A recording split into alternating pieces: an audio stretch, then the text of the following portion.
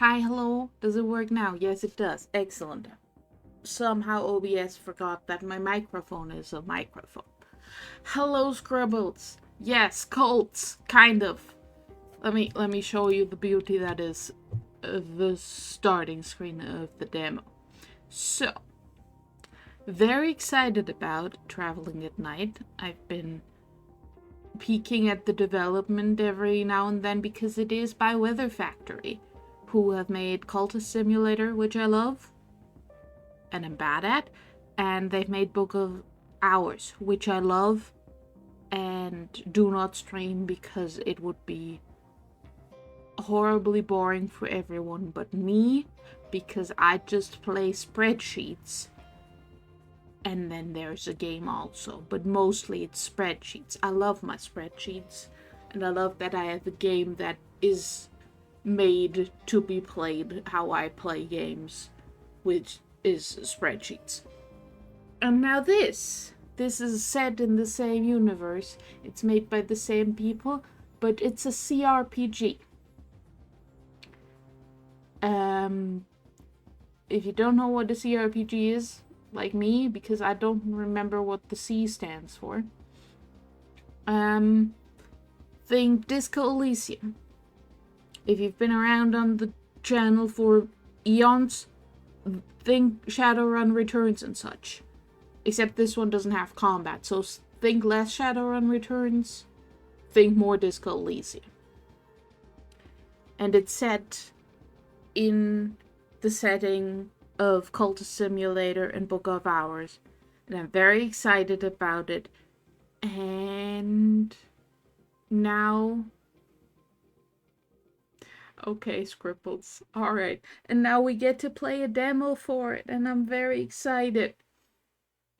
In the full game you get to go on a train, which is why there's a train emoji in my title. Because I got excited about train because of who I am as a person.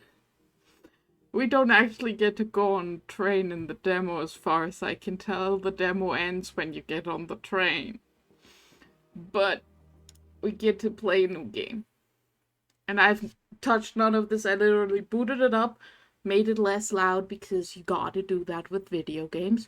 You open them up and then you make them less loud. And now everything is new and exciting, and I have not done enough reading into the lore of the Secret Histories to actually, know all of the things. So that's also fun. Alright, let's read words, which is why I needed a big beverage. Because there's words. Who are you, Hollow Man? Antibes? Alps Maritimes? I'm not sure how to say these words. Those are places, I'm pretty sure. November 1948. Right. Important to note, this is like our history, but a little to the left. So yes, there was World War II. It's just called something different. And, things happened and it's weird, but it is now Cold War Europe, but not our Cold War Europe. Weird, magical, occult Cold War Europe. Okay, continuing. November 1948, at least as far as anyone can tell anymore. 12 years ago, in Krakow, the worms hollowed me out. For the next 3 years, they steered me all around Europe, until at last I got away to a place where there was a kind of help. The worms are gone now, but have only begun to fill up the spaces they left. I was back with the Bureau again when the worms took me, but I still think of myself above all as an exorcist, a writer, a conjurer, or a physician. Okay, let's read words. Career. Spencer has had many careers, but there's one where he felt he belonged. Through the long years of his hollowing in the dark, all his skills decayed, but the ones from that career decayed slowest. Any other skill can be acquired or increased with experiences later, but increasing a career skill only costs half as much. Okay, so we can pick Wood Spencer, who is our character, who is a reoccurring character from Cultist Simulator. Like, he was in Cultist Simulator as a hunter. I've never encountered him because I'm scared to hurt things in Cultist Simulator, which is why I'm bad at that game, because a lot of the interesting things happen when you throw your morals out the window. I sadly am bad at throwing my morals out the window. So I'm not good at experiencing all that game has to offer. It's a lot easier in Book of Hours, where I can just read books and learn information. Hello, Sam. But yes, good old Spence. Now, what if I click on this, what does it do? Okay. What I saw as an exorcist's assistant and then the priest of an unusual parish led me to question my faith, and I left the church shortly afterwards. From 1919 to 1921, Spencer was a priest of the Church Solar. Ordination marks the fast, the luminous element of the soul, permanently. So he can technically still perform the sacraments, though he might be breaking church law. Which gives you an option of 3 passions and an aspect pool. Spencer's passions provide aspects, increasing the chance of successful skills that use those aspects. I know these from Book of Hours. Alright. What else can an educated man with no useful skills do for a living? Investigative journalism, book reviews, pseudonymous fiction, plays no one would perform. As a writer, I made a lot of the wrong kind of friends. Good times. From 1921 to 25, Spencer worked as a journalist and private inquiry agent, where we get different ambitions. Not ambitions, passions. Ambition, whimsy, and cynicism. Now, I do like whimsy. Whimsical choices are not often constructive. I will hydrate. You're playing RimWorld again. I recently started a new RimWorld save just for me. So that's been brewing in the back of my head as maybe something to also stream again. The Pitfall of Boomsy, yes. Okay, now what's about the Conjure? I was always good with my hands, and I took that talent to the stage to pay the bills. Eventually, my illusions were sufficiently convincing to draw the attention of the Suppression Bureau. In Europe, since the war, a knack for appearances and disappearances is more useful than ever. Since 1924, Spencer has intermittently been known to perform as Father Brass. Now, we can read about the Suppression Bureau. The Suppression Bureau, an organization founded in service to the duties. The Bureau recruited me when I lived in London, and again after I left the Legion, but with an apostrophe thingy over the E, so I assume it's not actually pronounced Legion, but somehow French, and I don't know how, so I'm just going to call it the Legion. I'm sorry. Both times it ended badly, for both sides. Now, if we focus that, we can look at the duties. The mortal and immortal institutions, institutions like the Bureau, that from time immemorial kept the hidden world from intruding into the everyday. All seems a bit pointless now, really. So something went very wrong. Alright, and then we have a physician. I never completed my medical degree, though I learned enough to set a bone and treat a fever. I was distracted by medicine's occult hinterlands. In 1927, Spencer was sponsored by the Suppression Bureau to study medicine. When that arrangement fell apart in 1930, he signed up for 5 years as a medical officer in the Legion du... I don't know how to say... Thank you. The Threshold Legion. I will call it the Threshold Legion. founded in service of the duties to guard the edges of things. Almost anyone or anything is accepted as a recruit as long as they're prepared to endure the training and abandon their old lives. After 3 years service, recruits who survive may apply A, for citizenship of a sponsoring nation, and B, if necessary, to be considered formally human. That's lovely. The Legion's motto is honor and humanity, I think. Why is there so much French? I'm going to fight the French. I'm not going to fight the French. There's too many of them. God damn it, French. Its unofficial motto, more often cited by legionaries, is sweat or bleed. Lovely. Okay, so it's been... So in 1930 he signed up for 5 years, and in 1935 or 6 he got hollowed out by worms while he was working as a physician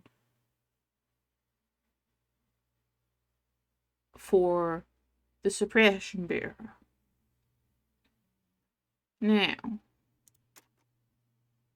which aspects do we like? Now, I am quite partial to the rose aspect. I just like it. I like the fact that it has home in there.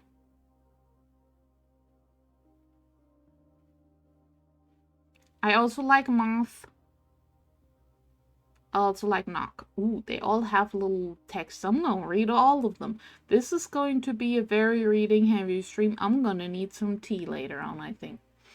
Edge. All conquest occurs at the edge. One who dwelt there was blind. Another was strong. The third we always tried not to talk about.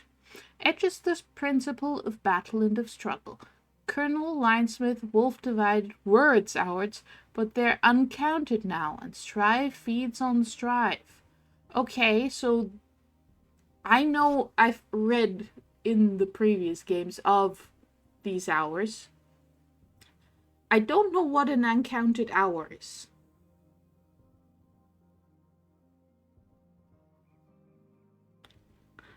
So that's interesting. Let's just read about the principle. The most fundamental elements of reality, or the various natures of the hours, or words tumbled in eternity's echoes, or abstruse occult categories obsessively argued over by obsessives. What are the hours? The secret gods who live behind the world. Perilous, sublime, merciless, and suppressing competition. Some rose through the ranks of know and long and names. Some came by their estate in different ways entirely.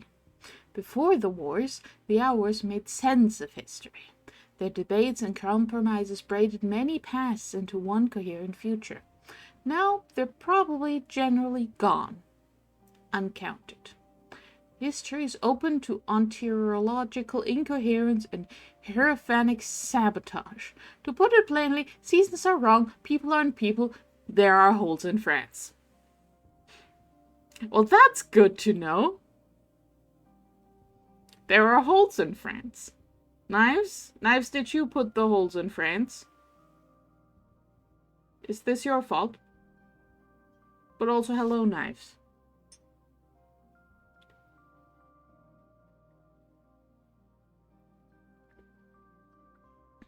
Okay, so the hours are gone. That's interesting to know. Very interesting. We've learned some very useful information about how the world has developed since Book of Hours.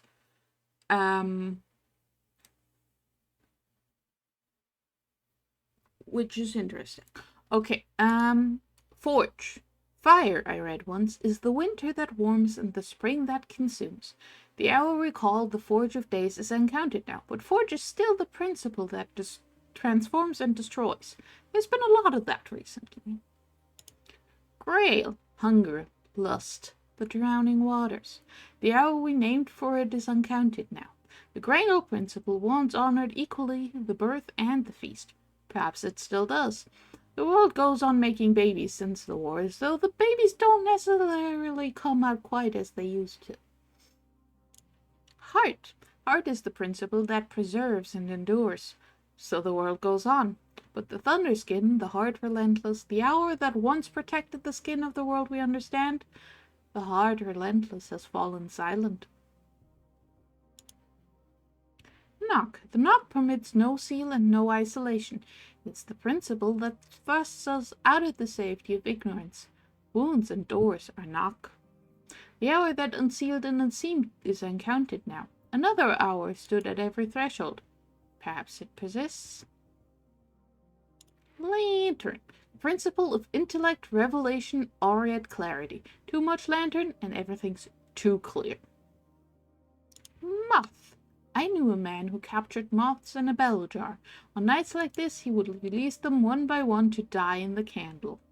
Moth is the principle of chaos and yearning. Are its hours uncounted now, or just different? Moth's hard to explain. No, it's hard to expect even. You are alone. Oh, Knives is gonna commit so many Knives crimes. Rose, the principle of exploration, enlightenment, hope, 9 directions to no horizons. Here are hours that winged rise.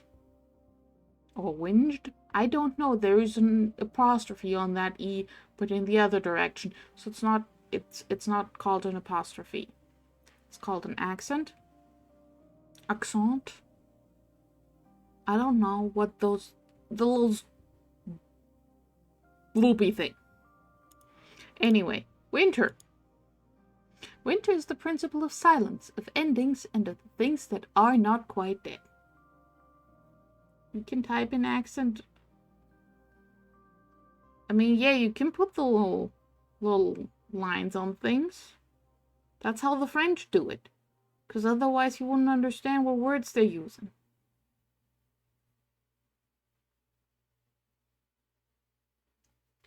Okay, so. Ooh, passion. Driving qualities that help you decide your goals. Start with 1. You can develop another 2.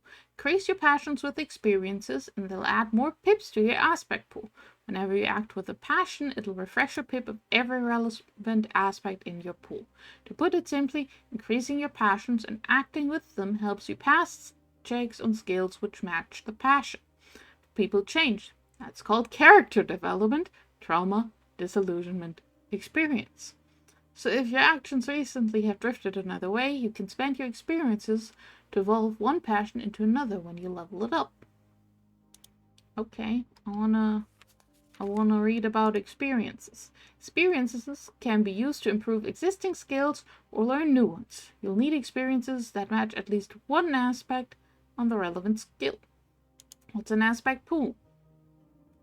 Through your signs and passions, you express the fundamental principles underlying all things, which in practical terms means that you can spend pips from your pool to force a success on a skill test that you fail. You can only do this with skills that match the aspect points you're using. If your aspect pool is depleted, then acting with the grain of a sign or passion will refresh one or more magic pips. Okay, we're learning so many things. And, we're learning all of these things in character creation. We have not yet left character creation. We're on step 1 of character creation. I keep getting distracted by reading. Aspect. A nature that something might possess. Some aspects are grand occult principles like forge or lantern. Others are more practical qualities. An outfit might be warm or formal. Others touch both worlds. Esoteric tools have aspects like quell or entwine, which unlock new choices. Ooh, quell, entwine. Fancy words. Experiences. Skills. One has no talent, I have no talent. It's just a question of working, of being willing to put in the time. Graham Greene. Every skill is linked to 3 aspects. This tells you something about the skill and the world. It also allows you to use matching points from your aspect pool to get a better outcome when use of a skill goes badly. Passing a skill check will give you matching experiences. Failing a skill check gives you more experiences, but also matching trouble. You can improve skills with those experiences. Okay, we need to stop reading now. We need to pick things.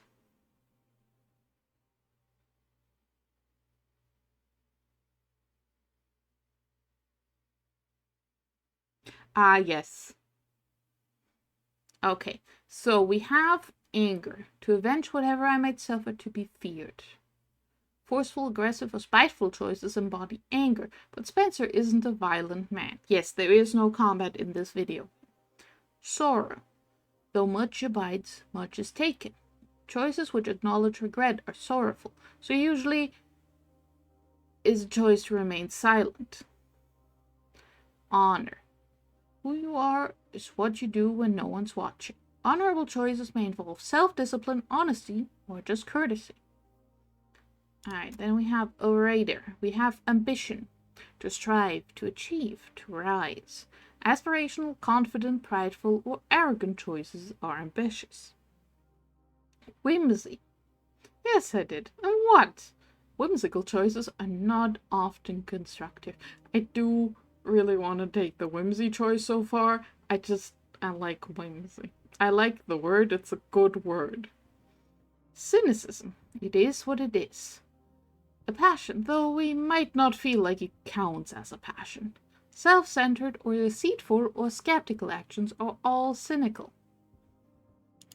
Then we have appetite. More of it, whatever it is. Avarice, lust, gluttony, all the fun ones. Then we have another cynicism. We have curiosity. There's always something more to know. Now that I'm also interested in, especially because it got kitty cat as its icon. Position, we have ambition, we have curiosity, and we have compassion. Only 1 million people can help 1 million people, but one person can help one person. Gentle or empathetic conversation choices often count as compassionate. Alright, kids. This is where we get the option of I have a chat to make decisions for me, and then on my own time I can just replay the demo and pick a different starting passion. So, are we doing compassion? Are we doing curiosity? Or are we doing whimsy? Because those are my 3 options. So we're either a writer or a physician.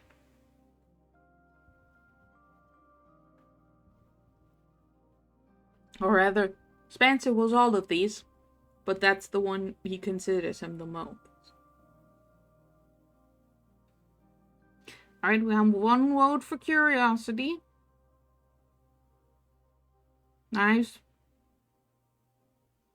Stop rolling down the stairs to get away from making decisions for me. How dare you?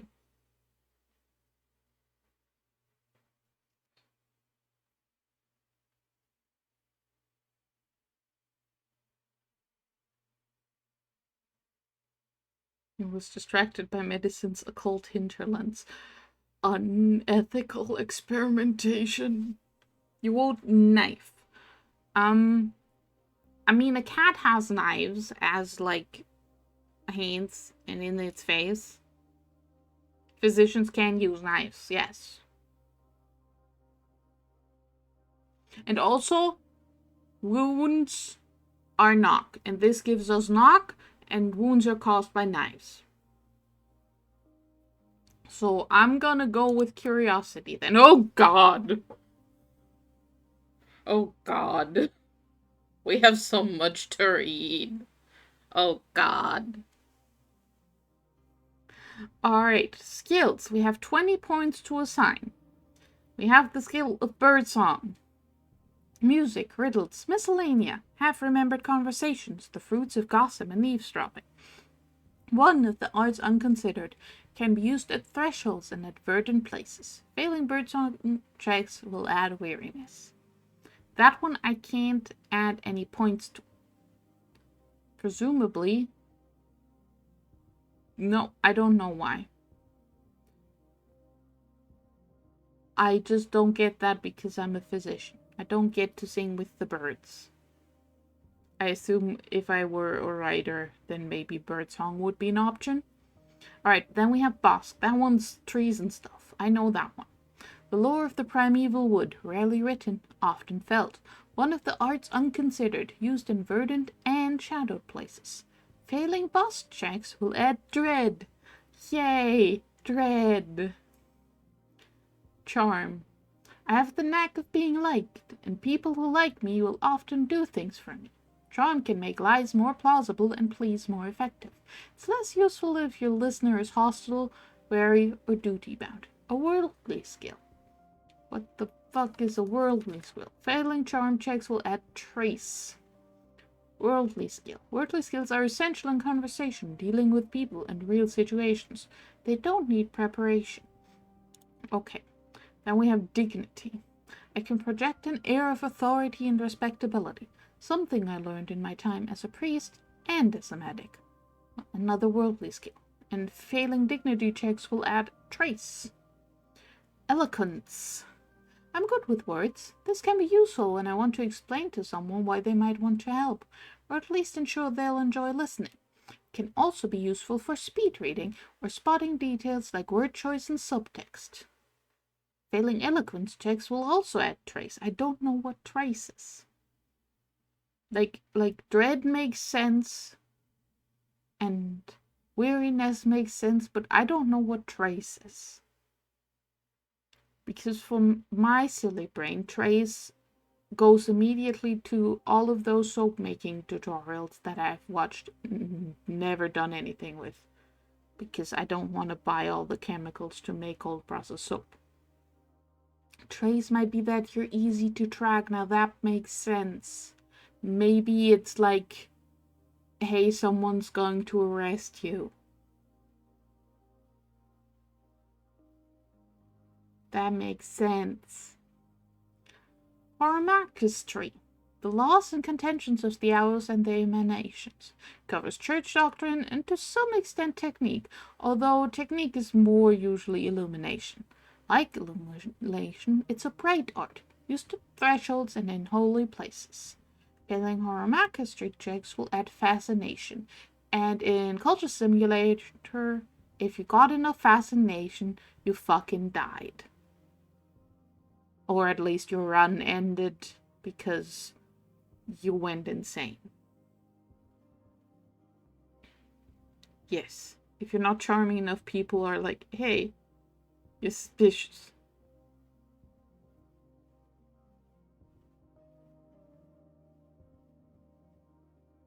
I mean, go for it, Knives.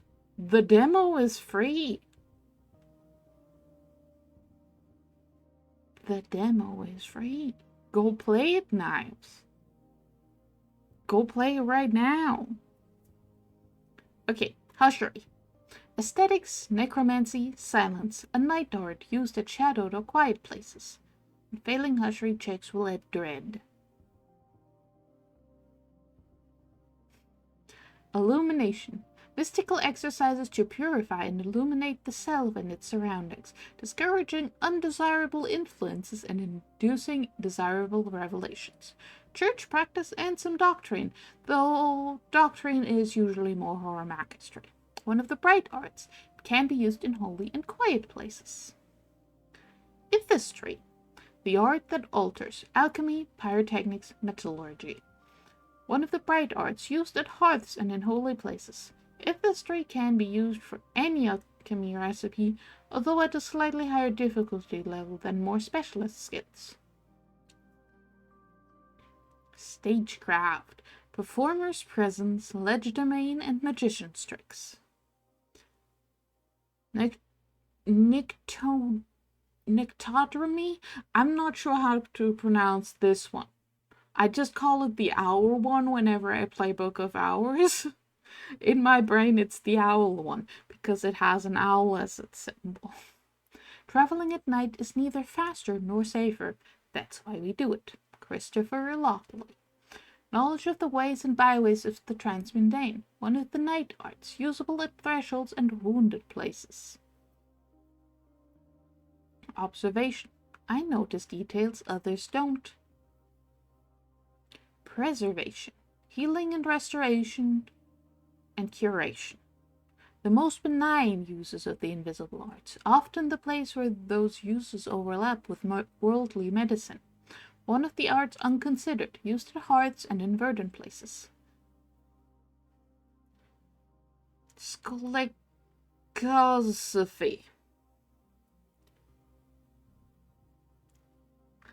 Scolecosophy. I don't know how to pronounce these words. Words are hard. Yes. Preservation definitely makes sense for a physician. We're definitely going to put some points in that. I'm just going to read all the other ones also. The study of things that should not be studied. Worms, earthquakes, subreal interventions. One of the night arts. It can be used at wounded and shadowed places. Well, since it's the study of worms, we should probably put at least 1 point in this, since we were hollowed out by worms. And then steered around Europe by worms. I'm seeing now there's a whole 3rd point that's still gonna come up after we're done with the skills. Okay, sophistication. Knowledge of art, culture, life's finer material pleasures. The ability to pick up subtle references or make clever ones. Though what for exactly? This is the least useful worldly skill, although it will, among other things, give Spencer some ability with languages other than the ones he speaks fluently: English, French, and German. Well, he speaks one more language fluently than me, and I'm mad at him about it. Then again, France has holes in it, so what do I care? Nictodromy. Oh, Nictodromy.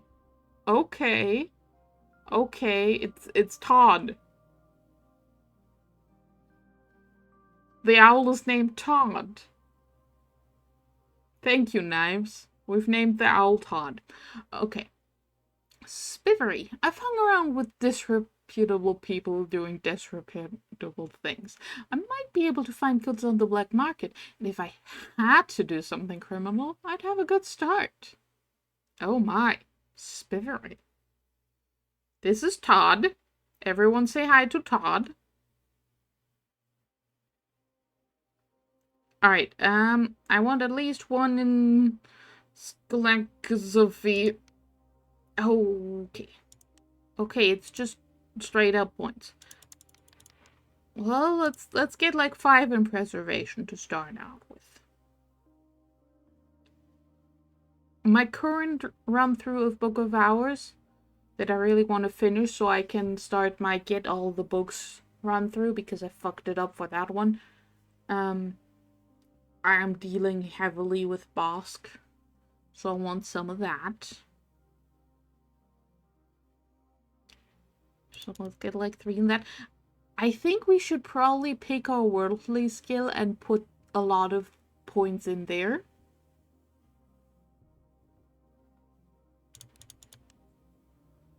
Yeah, no, it's numbers.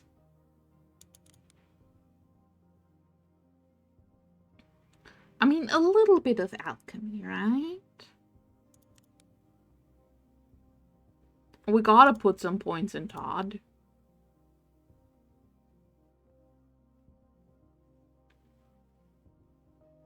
No, the little circles are what skills it uses, what aspects it uses. So this one uses Nog, and this one uses Rose and Heart and Grail. This one uses Moth and Lantern and Knock.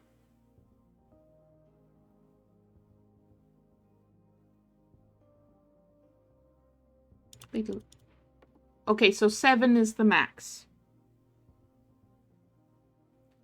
In which case I'm gonna put preservation also up to 7 and then all of the other ones to 3. the sign of metaphras malady, a heart condition.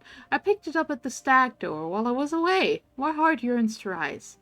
Sometimes I think it might leave me behind. Sign. A sign is an unusual rite, condition, wound, or nature that adds pips to your aspect pool, and perhaps has other effects. You begin with one sign. Hollowed out as you are, you have room for more. It's useful to have a passion whose aspect matches the sign, and acting with the passion will refresh the sign pips as well. Okay.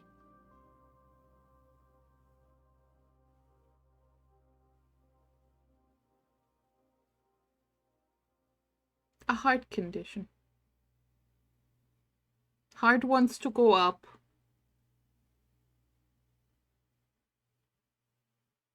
When I came back to Europe after the war, my heart told me I should seek out Nina Lagasse. Actress, artist, witch. She'll know where I can find the things I need to fill my emptiness again. Nina is notoriously elusive, but I followed her trail from Alexandria, where they brought me back, to Antibes, where I now arrive.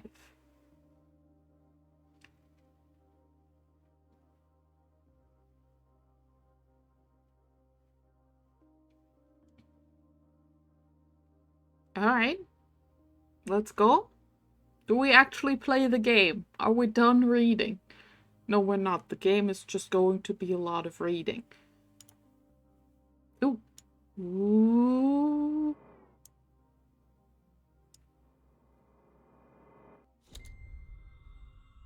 Never gonna be done reading. A little safety. Spencer upset a lot of people before he went away. Some of them are still alive. Don't stay in one place too long. Oh, great. Oh, great. People are mad at me for presumable crimes. Guard Antibes. To move, click on the ground. I've clicked on the ground. There's cars and... That's a weird French flag. Why does it have an X in the middle of it?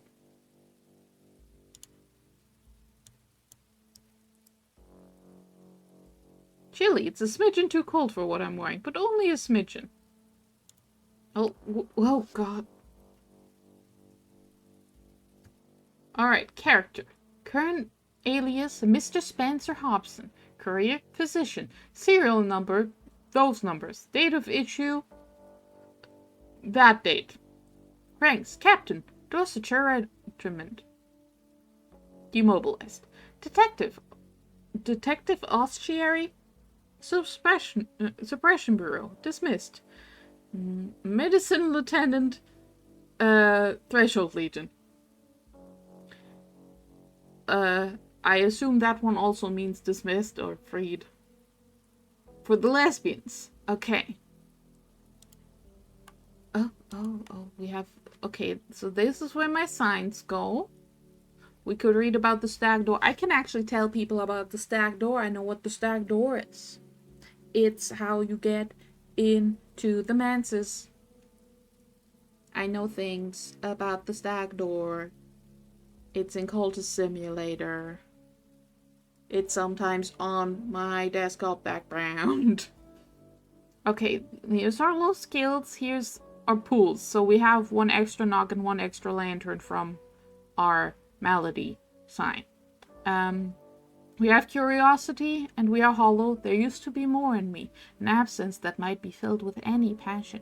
And we are scarred. Something's been cut out of me. An absence that might be filled with any passion. We don't have any experiences. Alright, we have a cradle weft, a web of subtle work to encourage peace, healing, and a slow knitting together of possibilities. Add this to one of your active item slots. Using this item to help with a successful skill test will consume it. Failed skill test won't consume it. This adds charm, preservation, and hosiery. It also has entwine. Entwine, quicken, remedy, and salve. Okay. And then we have an unconventional suture kit. Linen and chromic catgut. silk, and silkworm god. Instruments of ivory, silver, and steel. Okay, this one... You said this item is active. Active items work slightly different when traveling at night from equipped items in most games. Mouse over the active items header to learn more. An active item gives a modifier to skill checks when you have it ready to use. You can keep up to 4 items active, but the modifiers won't sum. Only the best one applies. 4 hammers are not more effective than 1 hammer. Some items are cumbersome, dangerous, or embarrassing, and apply negative modifiers to skill checks. The good news is that, because the best modifier always applies, any bonus will cancel out any number of penalties. So if an item gives a negative modifier to a skill, any positive modifier will counteract all negatives. Okay, so this is good for preservation and boss, and it's practical. And a remedy. We are currently dressed in a scrupulously unthreatening, conservatively casual outfit called Father's Day, which makes us respectable. Conventional, conservative, unremarkable. Safe option, although more unconventional souls will be put off. We could also run around in our PJs, which are light and louche. Appropriate only for the most relaxed circumstances, like bed. They shall be evil. When one suitcase has been confiscated, tailor subverted, or laundry preempted. Okay, let's wear something respectable. Oh, you need to find a wardrobe area to change your outfit anyway. Spencer Hobson, once called the best-dressed man in the Suppression Bureau, prefers clothes tailored for him personally, not garments haphazardly collected from cupboards. Have new outfits made at tailors and sent on to you, or relocate items from your past. Outfits have aspects which suit them for the right climate or which provoke positive and negative reactions from NPCs. Don't wear a light outfit in the snow. Don't wear a raffish outfit to speak to a ministry commissar. Don't wear your dressing gown to breakfast. How dare you? How would you even come up with that?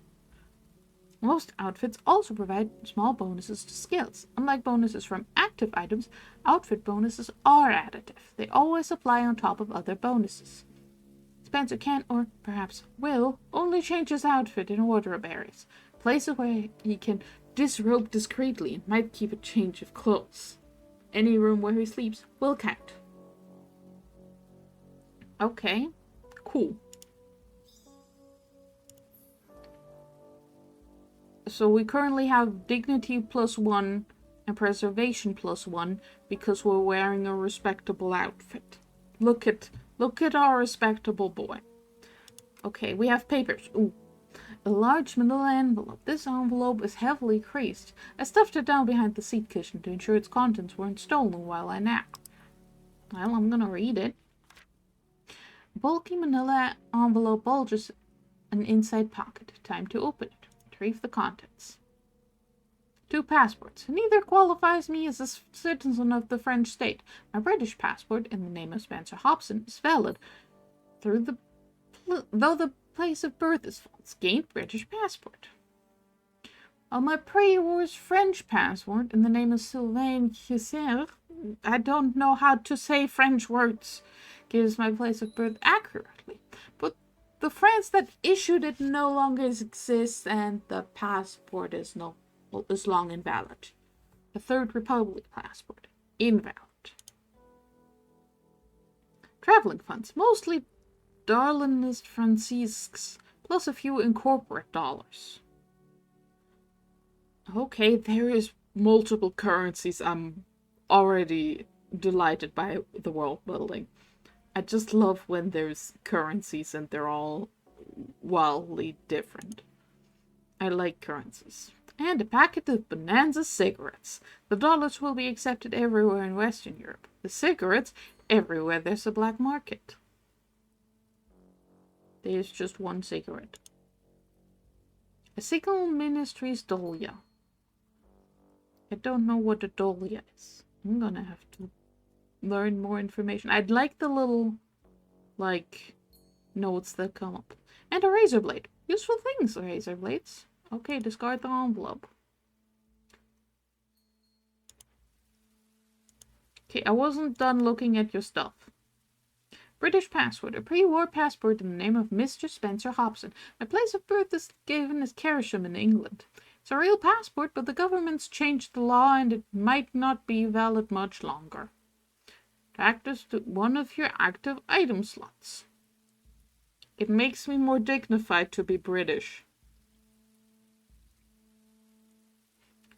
And then we have a Third Republic passport, invalid. A pre-war passport in the name of Mr. Sylvain Edge. My place of birth is given as Paris. That much is true, as far as I know, but it's not a name I often use. It can be convenient to travel as a Frenchman, but I can't legally be a citizen of both Britain and France. So the passport is a forgery, and the Republic has issued new ones anyway, leaving it invalid. Everything's changed since the wars. Okay. Who's Sylvain? She said is the name I was christened under back in the Paris orphanage. It's the name on my old Third Republic passport. Expand the tool to keep it as a footnote. Later press F or click the footnotes button to search and revisit footnotes. You found. Here's a footnote about footnotes. Why does it disturb us that the map be included in the map and the 1001 Nights in the Book of 1001 Nights? Oh, there's choices. If only life came with footnotes. Add a tooltip to your footnotes by focusing on it. Once you've done that, you can always find it by searching for its name via footnote search. I don't need to make a fucking spreadsheet for all the lore. They put it in the video game. That's very nice and convenient. I'm sorry, Knives, I'm bad at enunciating. Most footnotes come with opportunities for reflection, self-expression, or angst, allowing you to choose an experience. You don't have to make the choice straight away. The footnotes finder will track and remind you of footnotes with incomplete choices. So I can say, I understand, this makes sense, and get a lantern experience. Or I could say, I'll remember, I won't forget this, and get a winter experience. I mean, I think we'll go with the lantern experience since we have lantern pips and stuff. Okay, I've understood footnotes. Confirm.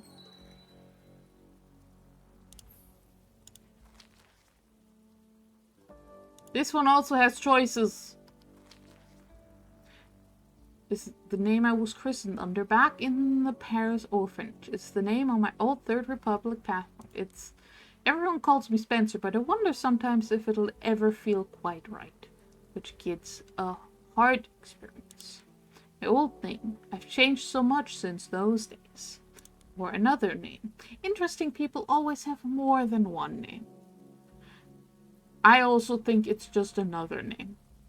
Yes, we will go with this and get a rose experience.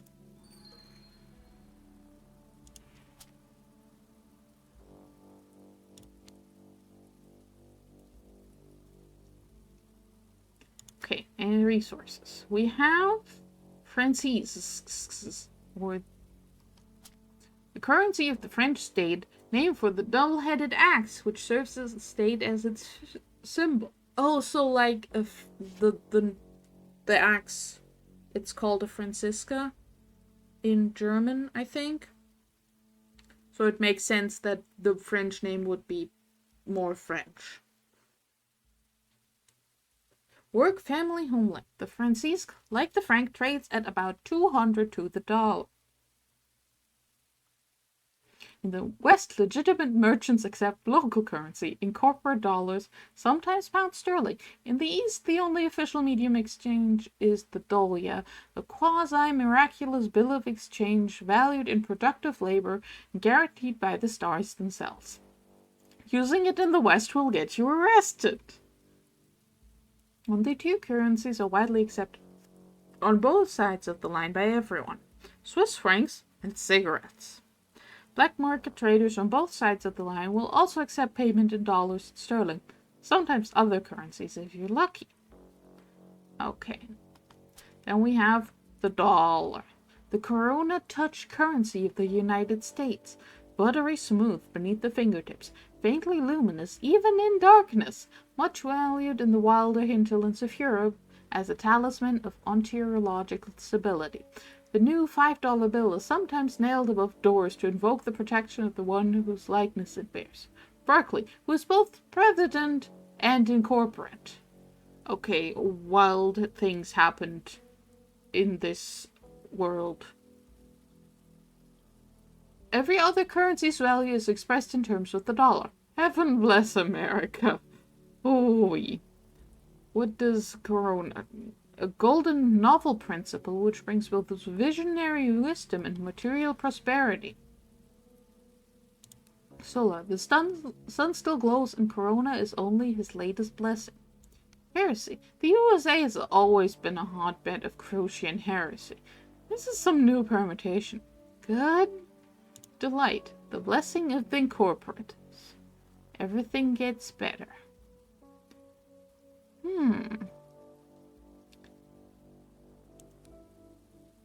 I mean, he used to be a priest. Now, would he think this is actually part of the religion or heresy? I don't know yet. We will make this decision later. Alright. So, authority. Token of the old order of heaven or of Corona, which claims to be its inheritor. An incorporate dollar is the easiest option, but there are ways to craft a token in the absence of greenbacks. Since the wars, the currency of Corona is used for the bright arts, but you can't create an eye of authority as a substitute. And then it is also a currency, okay. And then we have cigarette. A genuine incorporate cigarette. This far from the US, a dollar might get you 10 cigarettes on the black market. In Europe, it's almost a currency. Right-click to refresh one forge in your aspect pool. Okay. And then we have the official ministry's currency. The dollar. More than that, the currency of the Great Exchange, the mutual bank guaranteed by stars themselves. Utterly reliable incarnation of Icarian proudness mutualism. Words are happening. Ontologically perfect reflection of the value of labor, a means of exchange guaranteed not by gold or by silver, but by the fate synthesis of the shining fellow travelers from outside the sky. Universally accepted in the Soviet sphere, utterly forbidden in the West. $1 will get you 4 doli if you can find someone to make the exchange. Necessity, a token of the fundamental necessity that underlies the world. A minister's dollar will work, but it's also possible to craft such a token. Okay. The currency of gleam is used for the night arts. You can create a mark of necessity as a substitute. Now, what is the ministries? The revolutionary Icarian workers' councils, which drove the revolution in Russia, have become more efficient under the gleam light. The stars accept and synthesize their decisions beneath the avuncular and mighty gaze of steel, the advisory entity to the Council of Ministers. The stars, in turn, pass their gifts to the ministries to enact those decisions. What could be better? Understanding any of this sentence. Icarian workers. The preeminent form of socialism in the 20th century, based on the common ownership of the resources of creation. From the dream of a European radical to an efflorescence of utopian communities and revolutionary movements to the system on which the ministries founded their power. First right, to live, to each following his need. It has a certain appeal. First duty, to work, from each following his strengths. Found it inspiring sometimes. Unrealistic. I've generally preferred to rely on my own efforts. So it's communism, but different.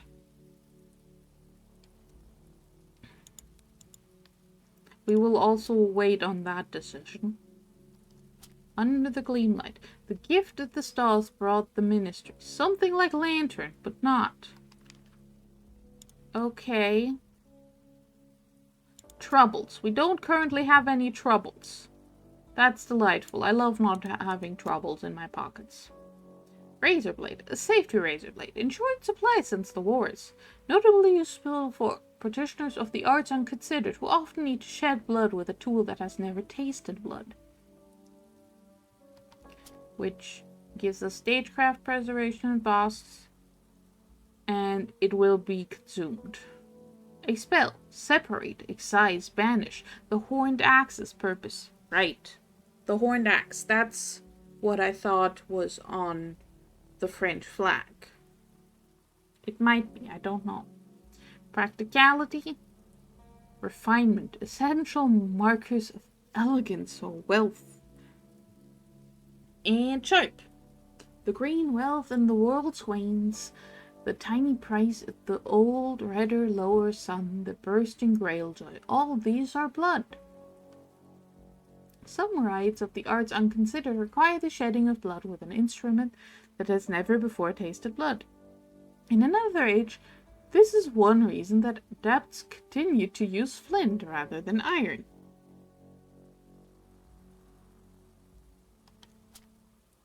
Do we want to read about the arts unconsidered? No, there's more decisions to be made there. I want to get out of reading. Okay, there's plants, circumstances, threats, and associates in my journal. So I'm assuming this is like quests and things. There's a crafting menu. Dear God, what the fuck is this?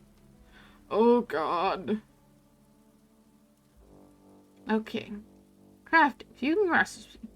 Spencer was never really an adept, and the worms took much of his ability from him, but he can prepare tools to achieve a variety of supernatural effects in dialogue. As his unworldly skills increase, he'll be able to create more powerful tools. You can look through Spencer's recipes whenever you like, but to make something you'll need to find a crafting venue. Venues are hollowed, sinister, powerful, or convenient locations where you can craft occult tools. Only a few unworldly skills can be used at each venue. You'll learn quickly which venues are most useful to you. Light. I favor the bright arts, so that's holy places above all, but sometimes also quiet places, thresholds, and hearts. Dark. I favor the night arts, so that's wounds and shadow places first, but sometimes also quiet places and thresholds. Thus, I favor the arts unconsidered, though that's verdant places above all, but also sometimes shadowed places, hearths, and thresholds. I mean, with the skills we've picked so far, it's been mostly verdant places, so we're gonna get that moth experience. Okay, so using Basque or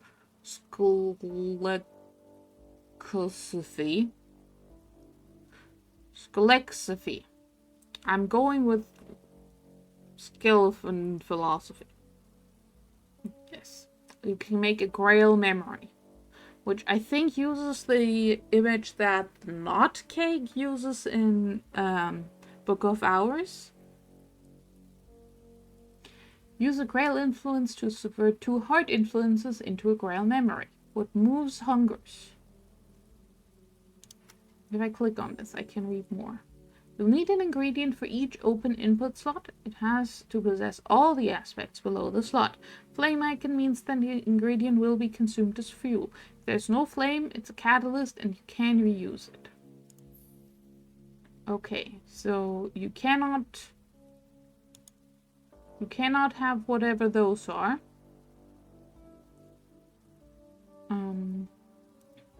It is grail, it's influence, and it's a memory. And you need a catalyst and 2 of the heart influences to subvert. You're skilled enough for this recipe, but only with philosophy in a shadowed place or wounded place, or bask in a shadowed place or verdant place. Okay, so this is verdant place, shadowed place. Okay, I get it. An edge memory, a knock memory, a forge memory. We don't have the ability to make winter or lantern memories. Or surprise memory, with a rose memory as a catalyst to convert any two other influences to one random memory. The compass rose faces every direction from the circle's edge. Rose goes anywhere. Okay. And then we have a heart memory and a moth memory. And then in the next tier we have asserting authority.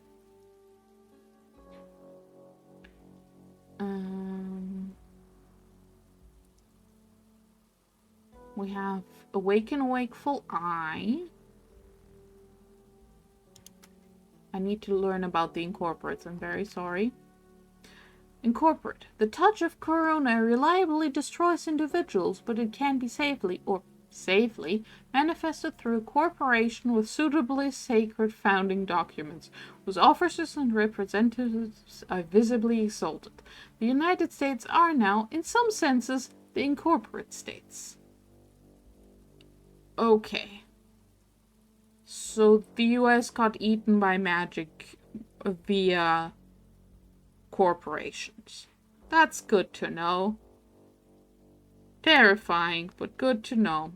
Acknowledge necessity. Midnight mark. And the witch's knot. Used through centuries untold to bring lovers together, bless marriages, or make parties go with a swing. And then we also have Thurza's Renewal. Thurza Blake, 7th Librarian of Hush House, used this bracingly practical rite to ease her joint pains and the stomach cramps caused by her ceaseless enthusiasm for apples, to reduce the trouble and usually receive a small random additional benefit. This is a rite. It works the same way as any other recipes, but it'll reduce troubles and provide a small random benefits. Some rites are less safe and may increase other troubles. The description will warn you. Well, what's a trouble? Items in the troubles section of your inventory are intangible things that you probably don't want. Weariness, pain, dread, fascination, or traces. There are ways to remove any trouble, and occasionally they can be useful. Okay, cool. I'm just very excited that Thurza Blake is mentioned and Hush House is mentioned, because that's Hush House is the setting of Book of Hours, and I've read some of the books in Hush House that refer to Thurza Blake and seen some of the objects and her bust, and I'm just like, oh my gosh, that's the lady from The Thing. She has a cooking recipe that she called something everyone hates. Nice cuts of weepers. Operation of the Ascending Sun. Unbroken Snow. Solomon Husher. Also a name I know. Bancroft. Also a name I know. Use Grail influence to reduce dread. Cheer that many Graylite. That's Bancroft for you. Then we have a Pharmacon, Trigicon, a Labricon, and a Catharticon. And a Tesseract Eye, Ionisate Eye, Vigilant Eye, Pale Sign, a Wayfarer Sign, a Coiled Sign, a Salt Scheme, a Tanglebrag, that one is also in Book of Hours. A Cradle Weft. I think the Cradle Weft is also in Book of Hours, but it's good to know that the one that we have is not the only one that we can get. We can make more of them. Coronal Interdiction, Coronal Indulgence, a Carcass Spark, a Spark Flake, Pristine Glass, Hint Haunted Glass, Nanian Quiddance, Twilight Vodum, Nameless Shibboleth, Is the hour named Velvet now uncounted? Dead? How would we ever know? Good question. Pilgrim's Ostracon, Herpetic Implex, Widow's Wound, Winged Marmot, a Fetching Marmot, the Flushed Marmot, that one's also in Book of Hours. Vertumnal Marmot. Leafy, that's also in Book of Hours. It's used to make one of the fancy inks. I happen to know because I have the freaking wiki page open to it because I need that ink to do the ending I want to do. I just did not remember how to make it. So, and my notes were useless. So I just opened the wiki and decided this is a problem that can be solved by Googling. Ico Auroral. Yes, that one's also in the video game. Okay, this is a travel map. Cool. Travel. The map. The map becomes relevant when Spencer is ready to leave Antibes. I still don't know if that's how you pronounce that because it's near Italy. It might be pronounced less Frenchly. Travel from a station to any adjoining city, if you have the relevant travel documents. Be careful, repeatedly traversing the same route will inflict traces. More about traveling here. Okay, let's read about traces first, because those seem... Oop, I clicked it away, never mind. I clicked the wrong button. We'll never know now. Alright, so there's train tracks. There's a non-train route somewhere. Oh yeah, from Branker to Carisham and from Paris to Caen. I don't know. There's a Henry IX bridge from here to here. That is fascinating. There's just some people in the British Channel. Why is the Atlantic Ocean specked with stars? I have questions. Anyway, there's quests, persons of interest, reports of Daffer. I don't know who Daffer is. There's blockades. That might be a thing. There's significant events. There's tailors. And Ministry Sphere of Influence. Okay, so this is like where you can not use dollars, but you can use the dolias, basically. There's Brankrug. I love Brankrug. That's where Book of Hours happens. The new king gave his life at Caen in battle against the enemy, as no Englishman will fail to remind you, but the Plantagenet line continues under Queen Alexandra. The new king's golden age is gone with the wars, but so is the febrile air that attended it. In the new quiet there's the sense of waking from an eager dream, but Parliament still meets by candlelight. What's the enemy? The murderous regime whose crimes broke the continent, whose weapons soured the sun. So much for their dreams of conquest and purification. Even the night is against them now. Good. I understand who the enemy is now. And yes, correct, that's the enemy. Brinkrung Village. Isolated fishing hamlet with a great and secret library fortress. To travel to visit the station. Restricted for now. Soon all of Europe will open to you, as long as you can obtain the right documents. But right now there's only one place you need to go. Well, I need to look around. Oh, the Union Jack is different also. There's Carisham. Great little resort town, oddly popular with adepts. Oh yeah, there's the Carisham manuscripts. Oxford. Oxford never changes. Oxford is changing now. London. Balmweed and fog. Bright Queen Alexandra in her brighter palace. The Henry IX Bridge. Canton. The French Republic. Liberty, equality, fraternity. The Third Republic fell to the enemy in 1940. When the war ended, the Fourth Republic rose from its ashes. But the south of France remains in the manly grasp of the state.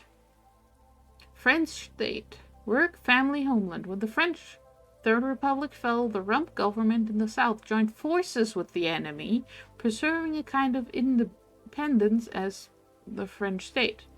As the enemy retreated, the state switched sides and joined the Allies. So where does this leave us now? With de Gaulle and Darlan rattling sabers across a new carved border between a Rump Fourth Republic and an authoritarian para-fascist state. Oh boy. The war's over, but war never will be. War never changes. Temporary. It'll pass like the First and Second and Third Republics. Tragic. So much lost. So much more to lose.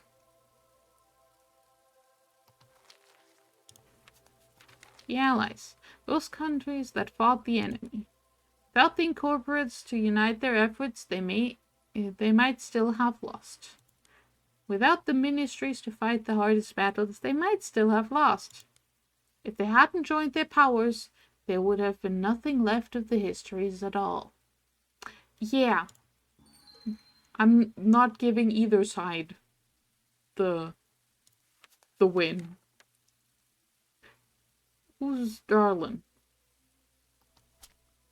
Amiral de France, chief d'etat, the undisputed ruler of a disputed state. Though his anti-Incarian sympathies have won incorporate recognition for the state, Darlan's regime is still a hive of ex-collaborators, but Darlan has held elections, spawning Gaullist and Icarian candidates for security reasons, but reluctantly allowing women to vote, and reversing the I don't know how to speak French.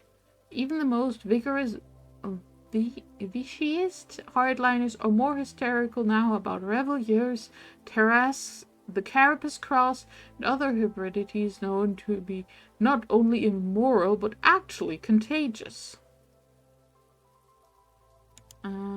The Carapace cross is gone, into earth, into flesh, and the traveling kinds beyond wave and sky. There are very few now under the earth, and the cross and flesh are us, some of us at least.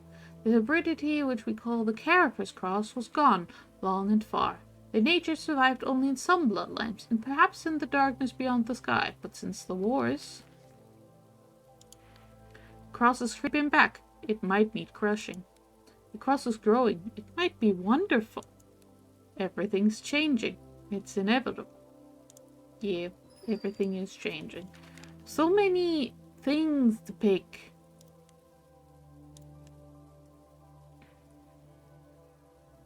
Oh gosh, there's so much information. Okay. So this is France. And this is France, but fascist. They got the axe. I understand now why there's an axe on the France. The town in the forest, the forest in the town now.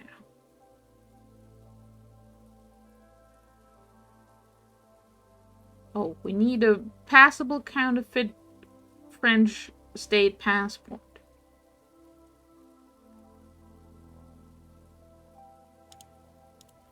And Thieves. Serene resort scarred by strangeness. There's also the ice crowns in Switzerland. There's the starry abysms in Paris, which I presume is the holes they put in France. The City of Light, they called it before the war. There's Brussels, the new heart of Europe, not quite as broken as we might expect. Amsterdam, war-scarred port capital. Mahagany, the amber town adrift on consolation's tides, far from the rest of the world. You need an omnibus travel permit for Germany's US zone of occupation, or a CCFA travel permit, Germany Allied zone, counterfeit. You have Frankfurt, pulverized city and corporate hub, jazz scene. Germany Allied zone. Poisoned by the enemy's works, shattered by the Allies' revenges, the Western Zone is under Allied military government, which for most purposes means incorporate influence, and the Akasan mission is closing some of the wounds in the world, but it's not a nation in the way it used to be. It's barely even a place. Okay, that also counts as that. And then we have Hanover. New concrete, old bones, thin rations, thinner refugees. And we have Berlin. Shattered by war, divided now between the powers. And you need a Karlshorst Fleck, a ministry's touring performance permit, or a Berlin touring performance permit to go to Berlin, which is in Germany's Soviet zone. The Akasan mission was launched to rebuild Europe under a colonial paradigm. The ministries are having none of that. The most recent response is to blockade Berlin. Anyone from the West trying to reach the capital, even the Allied sector, will need sympathetic intervention or a very unusual plan. And we have Prague in Czechoslovakia. Nearly went the other way. A year ago, the Icarians were in coalition with the Realists, and the nation was ready to accept reconstruction help from the Akasan mission. But the advisory entity didn't like that at all, and the Icarians started their purges. The Realists tried to fight, but Benis, I don't know what the little arrow on the S means. The dying Realist leader went crossways to restore his health, and the cross in Prague are good Icarians. Now it's the People's Republic of Czechoslovakia in all but name. Empty ghetto, silver sky, rising hives. Step away from the window. Okay, so they got bugs. Krakow, Poland. Only the proved candidates get to stand in elections. The larger cities have star shards inset now.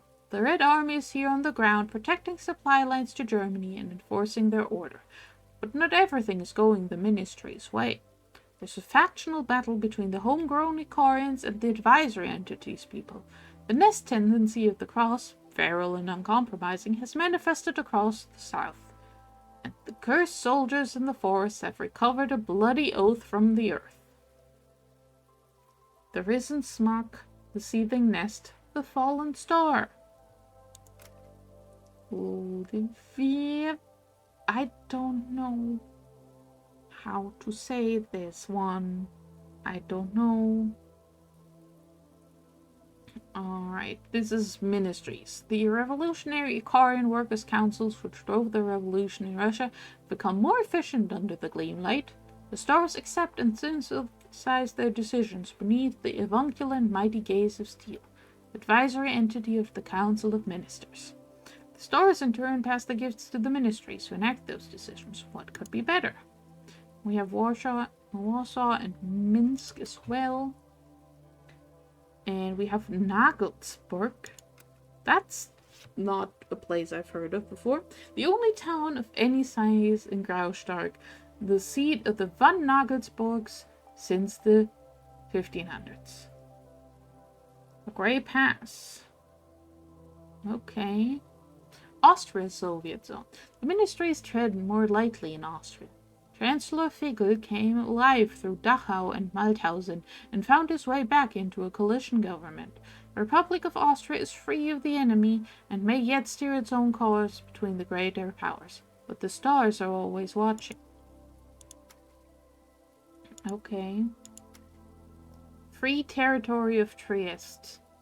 Is Trieste Italian or Yugoslavian? The Free Territory is a temporary answer to that question that's proving less temporary than anyone wanted.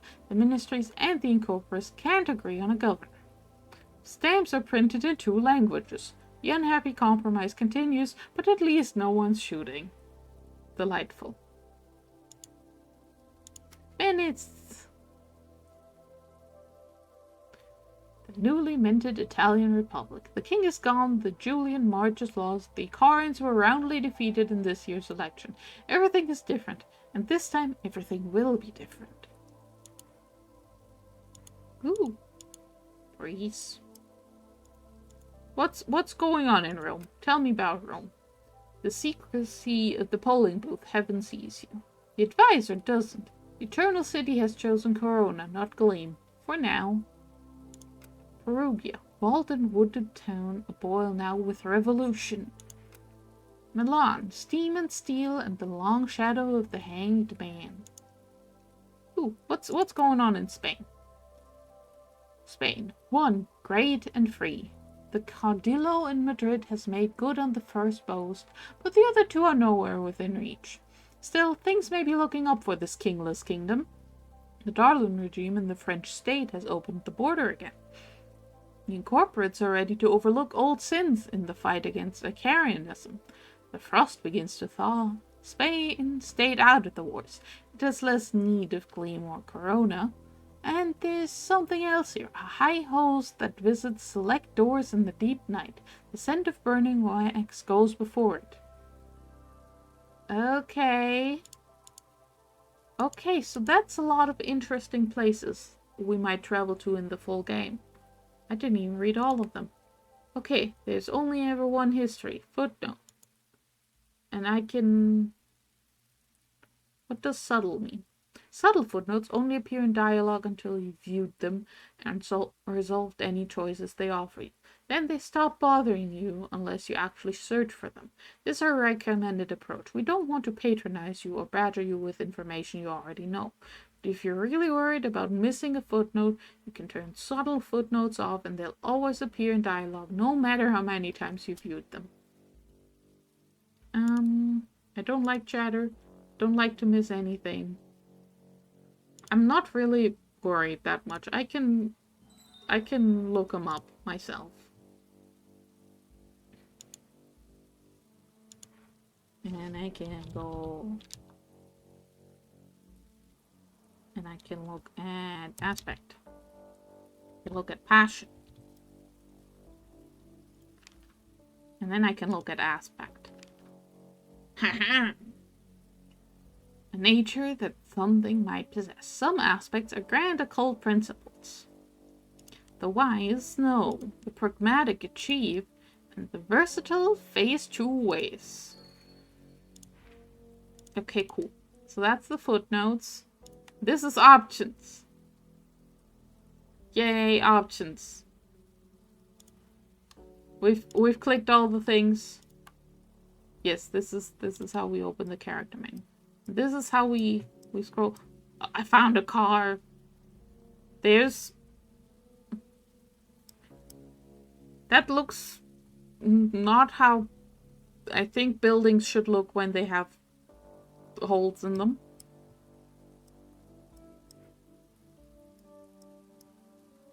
I see a poster. I see a car.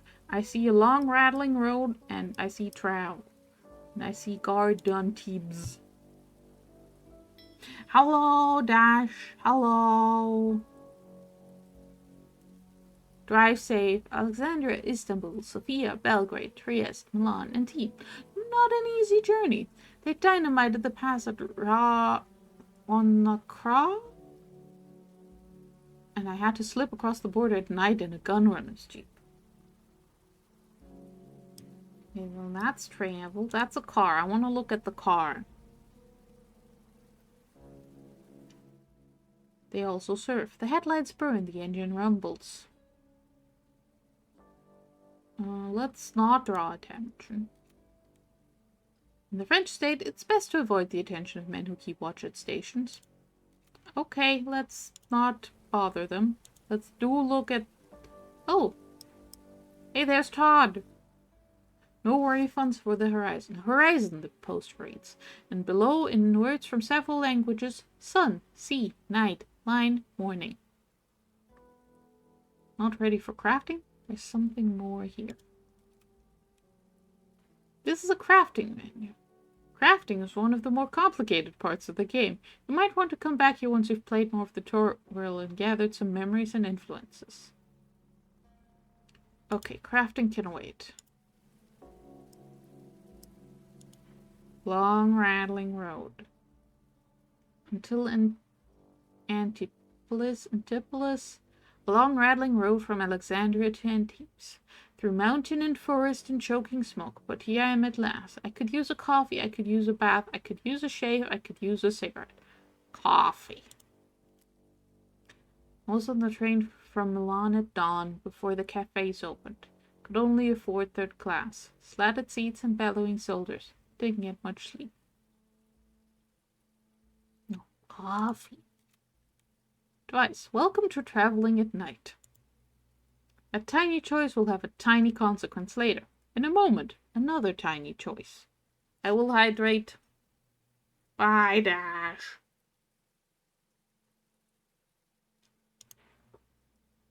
And Deeps, before war came to the world,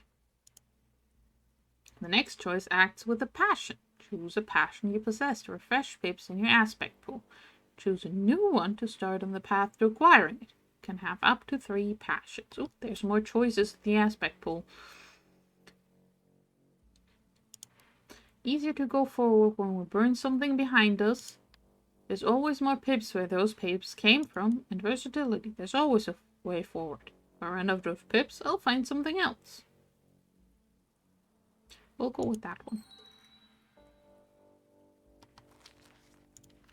Any skill? No. Okay, good. But really, just pick the option that suits you. The game works best when you do that. And Teeps, before war came to the world, this was the sweet blue eye of the Riviera. Yachts and parties and film star villas. Picasso painted his Pierrots here by the sea.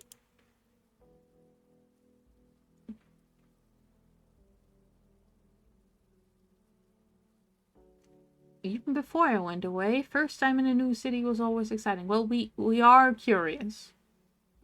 Compassion, potential. And then the war, so many dead, deported, lost. I was in no position to help. Ambition and potential, years ripe with opportunity. I could have made my mark. I like the compassion one, but I like the curiosity one even more. Because, yay, new places. I'm not sure what the possessed means. I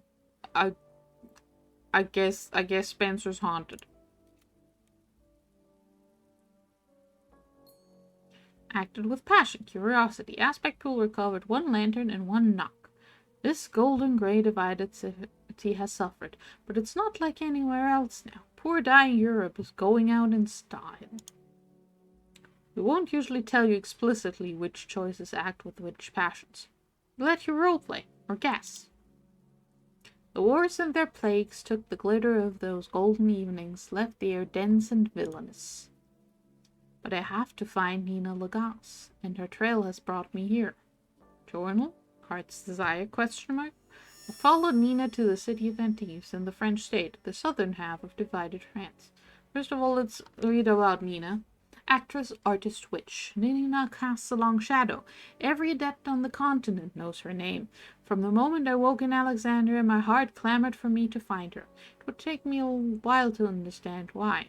Never kind, a chilly soul, but she has no reputation for cruelty either. Never rash. Nina is always careful. It's how she survived this long. Never forgotten. She makes an impression, La Lagasse. I'm sure that's pronounced differently if you know how French works. I like the careful one. Anything? Ooh, Alexandria. Alexandria is where I came back to the world, thanks to Stanislav and Serena and her clever protege, where I caught the midnight train along the coast when my heart's demands became too urgent to ignore. Miss Alex. Salt air and spices, cane, cherries and cotton, tram rattle, jazz, Arabic and Italian and Greek. Perhaps I'll go back someday. It hurts so much. Reincorporation is essentially impossible, Stanislav warned me. It was so unpleasant that I found myself wishing it was entirely impossible. Wish I'd said goodbye. Perhaps I'll see them again, though the night tells me I never will. Now, Serena Blackwood is also a character in Book of Hours, who you can invite and hang out with. And Stanislav, also character you can hang out with in Book of Hours. So I'm excited that they're still alive, somehow. Lots of interesting things to read about them there. We'll say the goodbye thing.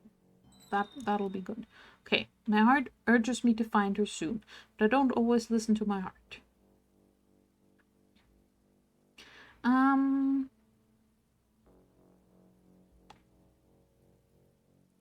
Well, currently the heart wants to go up and leave him behind. That's an experience he's having. So we'll go with this one. Look for Nina Lagas until you find her. Why is less important than where.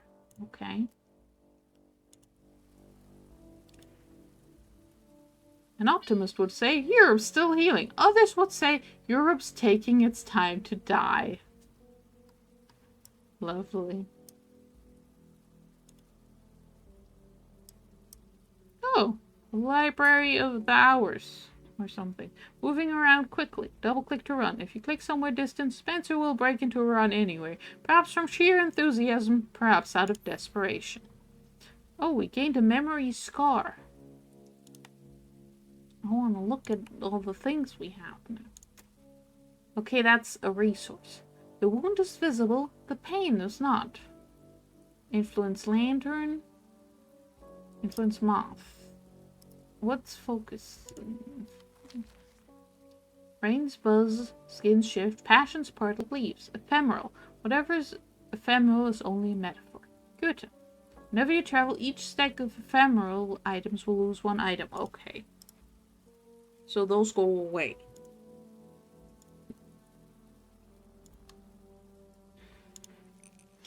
The rains only half erased the chalk. The bookshop owner must have relettered it just this morning. A determined soul. Ooh, flowers. I want to look at the flowers. Rains perked up these flowers at least. And I gained a memory of scent. I like how the raindrops are like little sparkles. Oh, there's a giant hole in the ground. I want to look at the giant hole in the ground. Or hold Z to highlight everything interactable on screen. Okay, we need to make a very important discovery. Do they know how Z keys work? Beyond a prosaic and ragged edge of earth, a gulf, blue descending to black. Let's not lean over the edge. Because you're going to die. A choice with a skill icon needs a skill check. An invisible die is rolled, added to your skill level, and compared to the difficulty of the check. The choice will give you basic chance of success. Hover your cursor for more details. Technically, it's actually an invisible token being drawn from an invisible bag. What's random? What's fair? If you roll a 10-sided die 100 times and get a 1 every time, is that fair? You can roll a die 100 times and get the same result every time. So traveling doesn't use dice. It draws tokens, each numbered 1 to 10, from a bag. When the bag is empty, we put the tokens back in and shake the bag. There's more than one tile with each number, so you can get the same number a few times in a row. But your luck will always turn. When you reload after a save, we always put all the tokens back in and shake them. This means bluntly that you can save scum. You can change this in options. Then set fate to chance, let us play our old game again. And they played it again together, using the gods as pieces, as they had played it off before. Fate. I believe fate won. Chance. I reckon chance won. Look, a butterfly!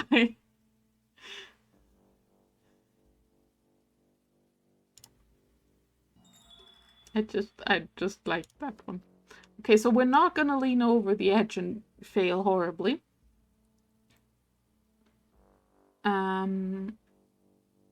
I'm not sure we want to sniff. This is a wound in the door. Scolexophy and nyctodermy. Todd will find uses here. Okay. You know what? Sure, let's sniff the weird crack in France. We have failed to sniff.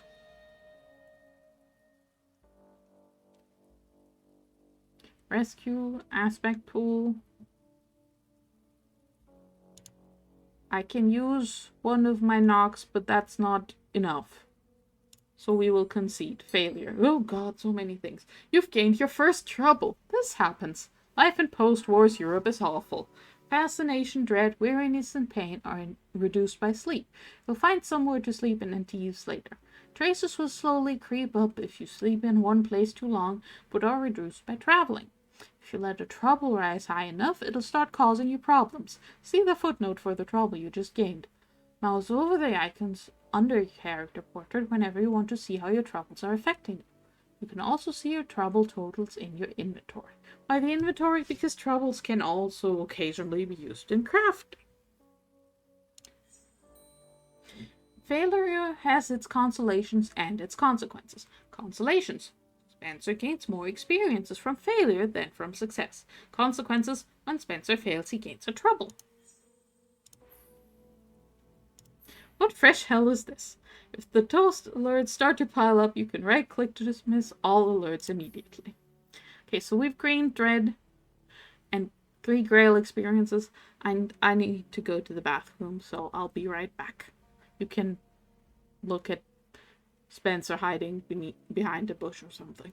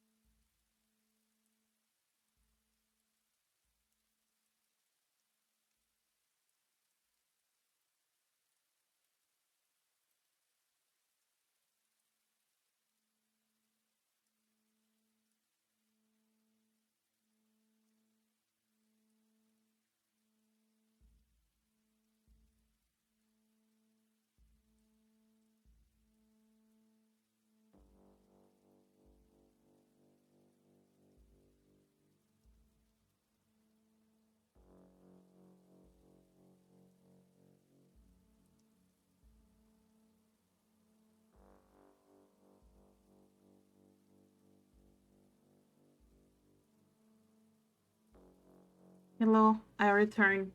This is the consequences for my actions. My actions being well hydrated.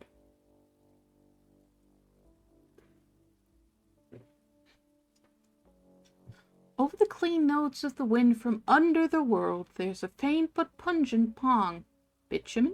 Carbide? Not quite either. Then it's gone. We've gained dread and 3 gale experiences. Growing uneasy. We want a prosaic and ragged edge of earth, gulf blue descending to black. Okay, let's step away and test if they've actually done the Z key or the Z key, or if they've bounded to that key in the bottom left corner of the keyboard. Yeah, they put it at the bottom of the keyboard. I'm gonna put in a bug report about this because I'm upset. Because this is the Y key that I'm pressing. Because this is a quartz keyboard. Also, let's get you out of the shop. Right on the border between autumn and spring. It must be exhausting to be a flower in this world now. Ooh, a person. Very piercing blue eyes. I'm gonna look at more flowers. Sweet scents do nothing to sweeten the mood of the woman sitting opposite. I welcome warmth. I'm no longer chilly. The heat strikes me like a friendly fist. I'm now perspiring. Unease. Dread. This may not end well. Penalties at 4+. Okay. Oh. Oh, so this is... That's wild. Shady shelter from the sun. I'm no longer perspiring. A bit grim out here. I'm now chilly. So here it's fall and here it's like summer. Oh, oh, they done fucked up many things. That's fascinating.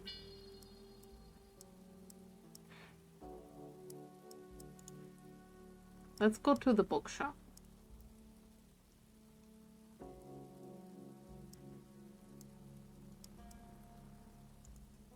Because the arrow says I should be able to go in the bookshop, right? Oh, that's adorable. He takes off his hat. Sturdy, nutritious literature layers glowingly beneath a light topping of brightly colored novels about people falling in things, falling off things, or inventing cocktail mixing pianos. Hello. Posters for poetry, newspapers for prose. The bookseller raises her gaze from the newspaper. She looks me up, then down, then up with careful interest. Andre. Good afternoon. You are looking for something? Andre approves and is now receptive. Oh, because I'm dressed respectably.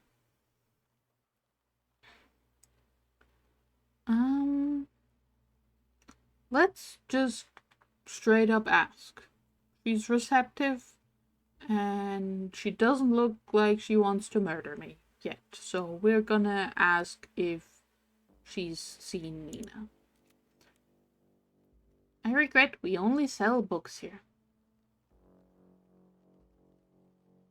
Let's tell the truth. It's important. I heard she'd come here to Antibes. This Nina, what does she look like? Pale as pearl. No, I've seen no one like that. Is this your bookshop? Acted with passion, curiosity. Aspect cooler covered, one lantern, one knock. It is now. Now? Since the war.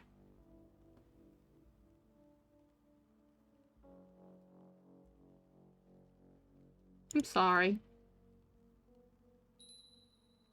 Me, also. Andre approves and is now very receptive. I'm making friends with the bookshop lady. Do you have today's papers? Because I don't have the paper. I don't know things.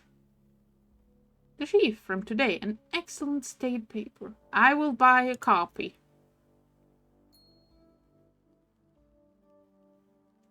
Thank you.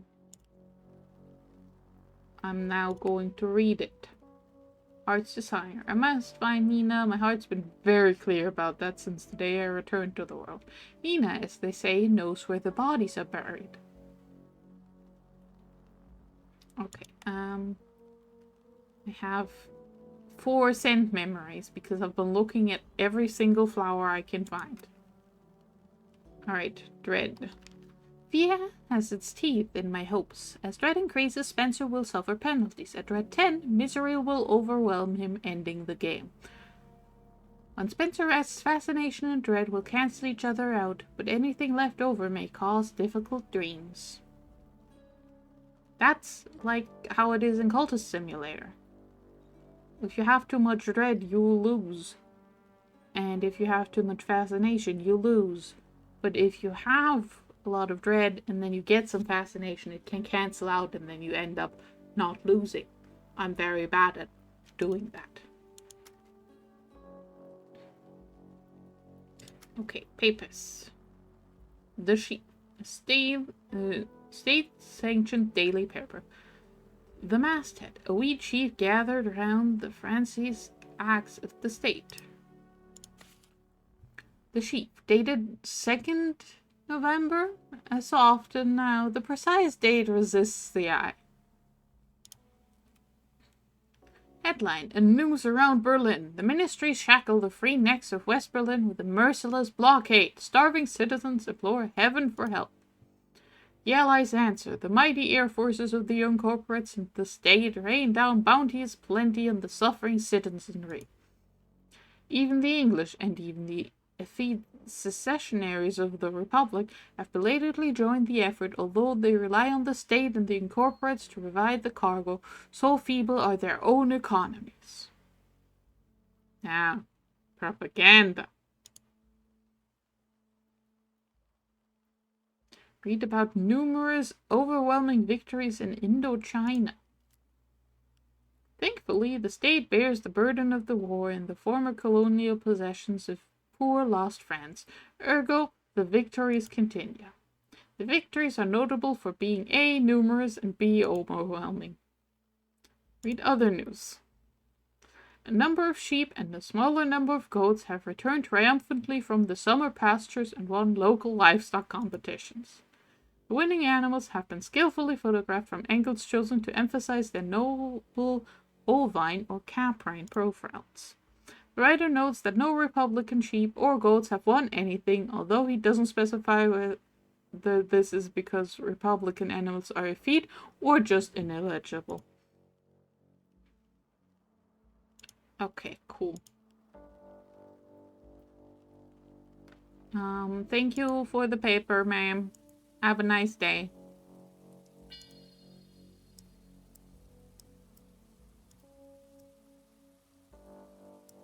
Here's another car. This one's not on. Ooh! Statue. Ooh. This is someone who's scary. Caution. I bet he's gonna be mean about my existence. Let's not go talk to him. Janvier. Evie. I don't know how to speak French. I need to not be in France, please. The Elder Janvier, where the fishers come to knock on it and listen. Tweed grey eyes steady behind the spectacle lenses. Come in, welcome. Welcome warmth. I'm no longer chilly. Very long look. Remind me, monsieur, of a man I knew long ago, before the wars.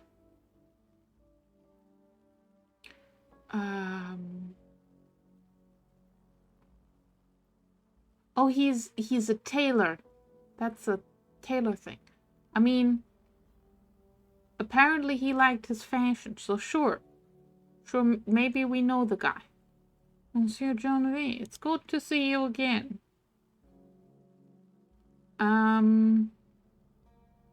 Let's go with, since we're in France, you know him by the French name.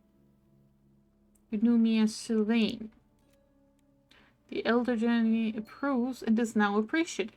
Yes, I did, but it's been 10 years. More? You look very different, but not so very much older.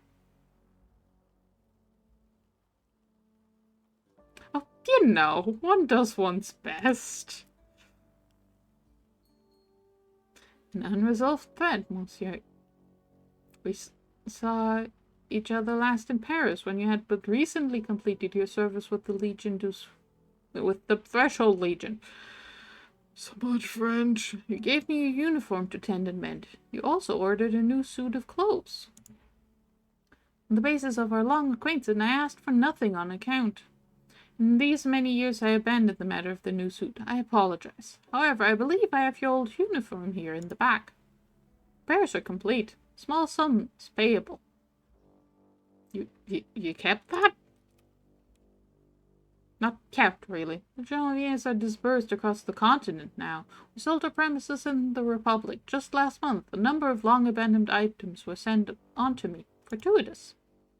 Keep a small stock of other goods. Perhaps you'd like to see that? Or discuss a commission? Well, what do you have?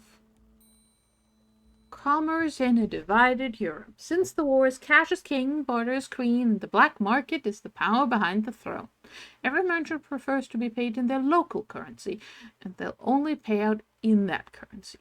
But they'll grudgingly accept a range of others. Legitimate state merchants like Janvier, for example, prefer the francisque, but will usually accept dollars, sterling, or Swiss francs. Harder currencies like the dollar are more widely accepted, but local politics are important. The state won't accept republic currency, and dollars are unwelcome in ministries' territory. But if you can find a black market merchant, they'll often take all kinds of currency, even cigarettes. Okay, so we can buy a hip flask, or a handkerchief, or a different handkerchief that's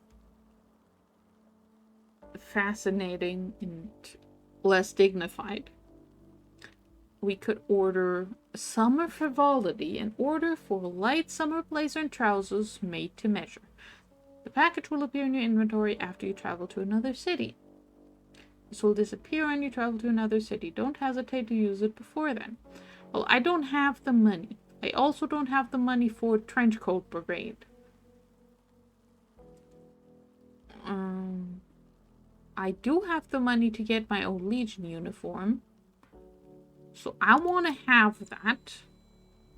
You can pay in cash or you can offer items for barter if you have anything the merchant is interested in. Well, you often need to top up with cash. Look at the total in the barter block. Okay. Another handkerchief. There's a lot of handkerchief options. I mean, I guess they're usable items that make your skills in certain things go up. For example, this handkerchief makes you more charming. This one makes you better at crimes. This one makes you more sophisticated. And then there's razor blades.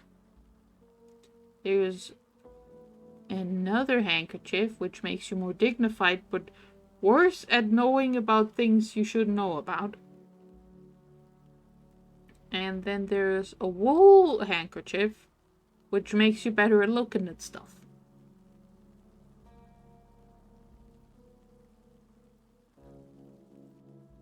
I will take... okay, and if you pay with a currency they like less, the currency is worth less.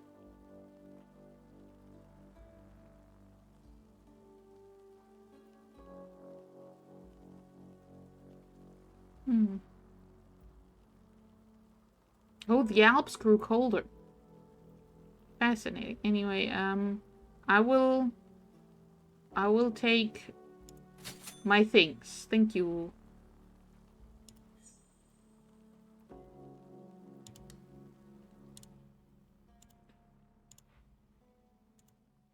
How may I assist you today? I just wanted to say bye.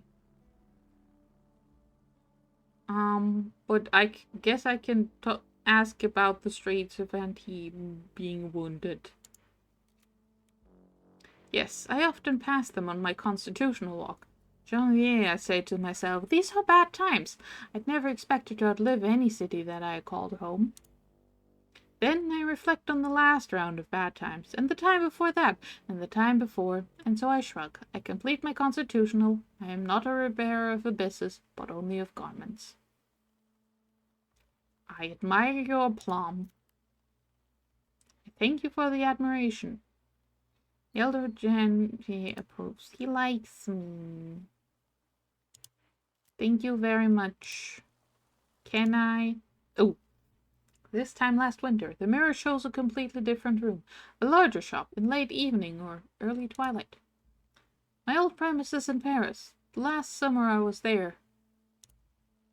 The mirror is useless for any practical purpose, but it is difficult now to find a working mirror, and it will help me remember when my wits finally fail me. Okay. Sorrow. Okay, I'm acting with all the passions. Oh, pictures. I want to look at pictures. Poise, the other face of elegance. Gaiety. Elegance, the other face of poise. Okay, thank you very much, sir. I want to read about what my clothes that I got. Alright, I need to use them. Right-click to use. The garments I recovered from Jeremy, the tailor that I'd given him to mend long ago. Opened. Uniform of a medicine lieutenant of the Threshold Legion. A little faded from the bronze sun at the deep deserts, a little stained faintly by the clinging mud of the ghost forests of Indochine.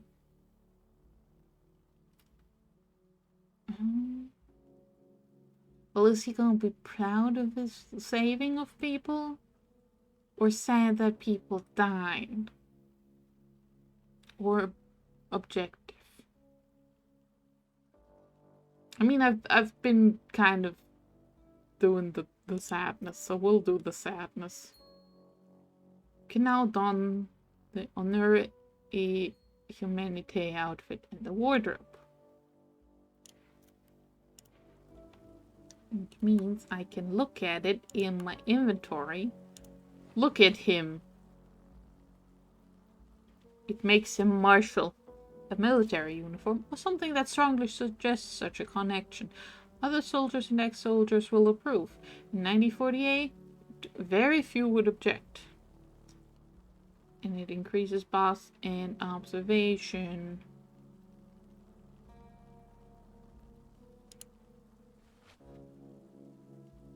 Okay, cool.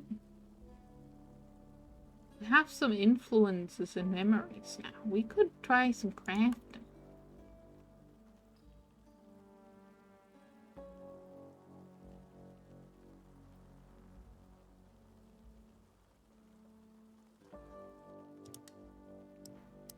Okay, thank you very much, Monsieur.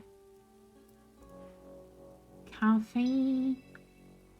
A cafe. He wanted coffee. Let's go get coffee. I'm gonna spend all my money on things I shouldn't spend it on.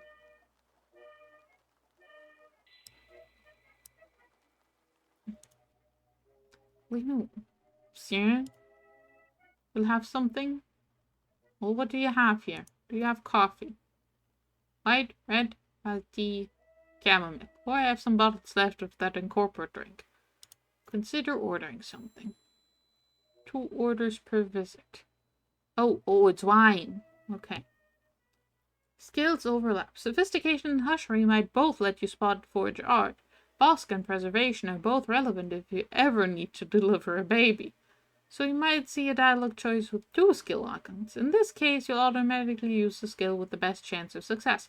Hover over the choice for details about the other one. What is this? Incorporate drink.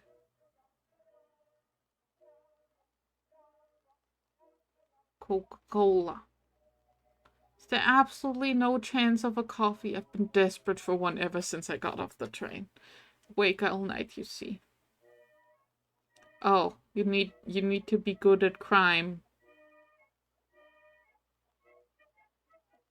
to get coffee.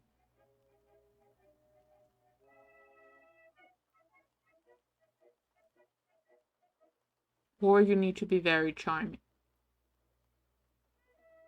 I'm neither.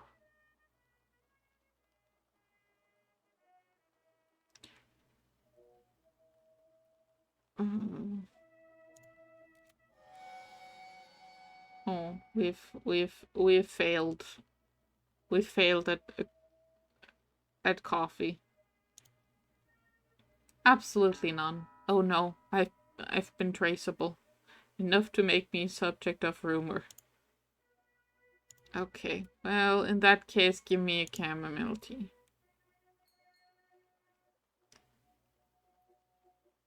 The familiar blossom apple taste, like a gentle, sanctimonious aunt. Lost dread and fascination. My unease has dissipated. The nearest card player calls out in a hoarse stage whisper, "Be careful, No, always overcharges foreigners. Monsieur must forgive Aristide's manners. He becomes foolish with the second class. And this is my third. Do I sound like a foreigner? Yes, because I can't speak French, but that's not a freaking... That's not a Spencer problem. You're entirely tolerant, cheerfully. A house of tolerance indeed. Oh, Aristide, will you stop now with your circus? Legal truth, I'm English. Truth, I'm English. Legal truth, I'm English. Truth, I'm from Paris. Truth, I was born in Paris. Toast to Felix.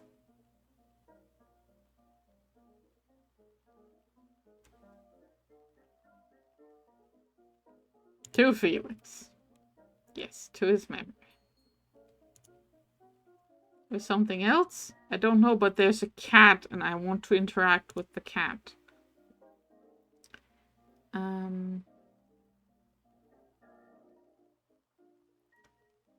Well, let's, well, we are seeking Nina, so I bought a drink, so now I can ask information. I will hope for your reunion. Okay. Spencer's behavior influences NPC opinions. Sometimes a very high opinion will unlock hidden choices. More rarely, a very low opinion will unlock hidden choices. Just as once we made one choice visible below.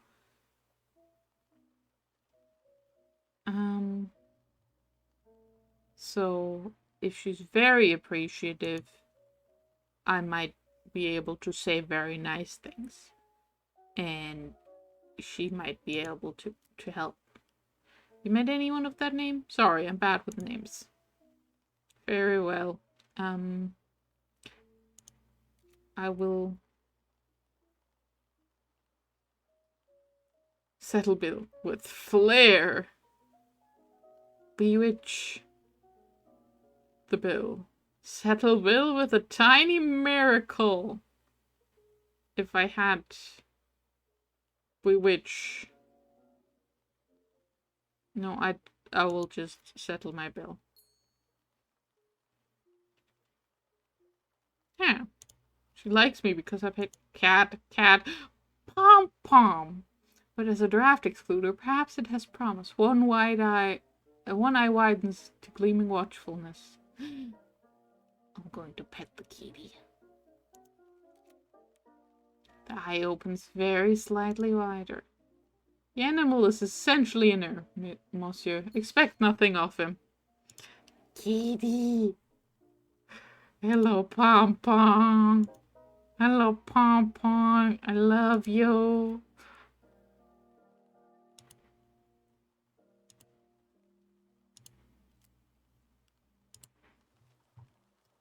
Pom-Pom. Pom-Pom. Kitty. Who's the shy lady in the back? Leopold, and here come the authorities. Look sharp, you old bastards. Our carrots are cooked now. I'm sorry, what should we call you, monsieur? The authorities. What alias are you using today to terrorize the innocent working men of Antiques? Call me Midnight Joe. That's very funny.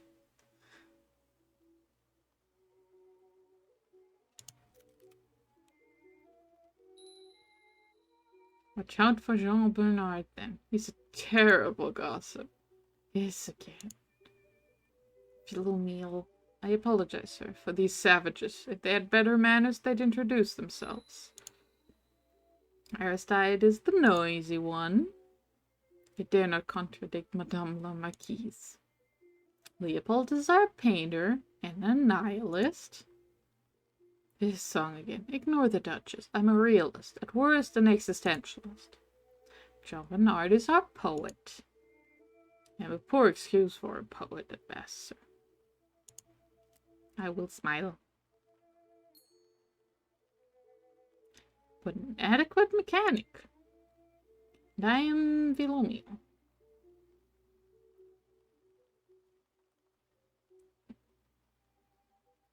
Duchess, I hear. Or a Marchioness? I do what I can to raise the tone, but one cannot empty the sea with a spoon. And she called me a nihilist. I'd say it's more like pissing in a violin, but that's because I lack manners.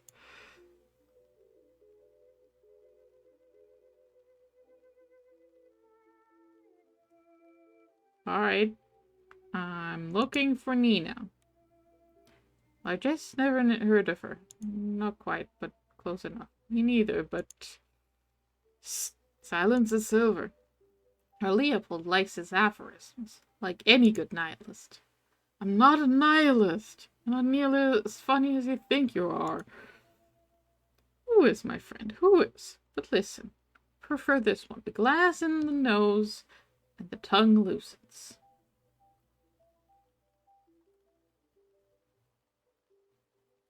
You'll speak more freely if I top you up with wine? To put it bluntly, yes. If I craft a bewitch item before I go back to the bar, I could definitely make the drinks loosen their tongues.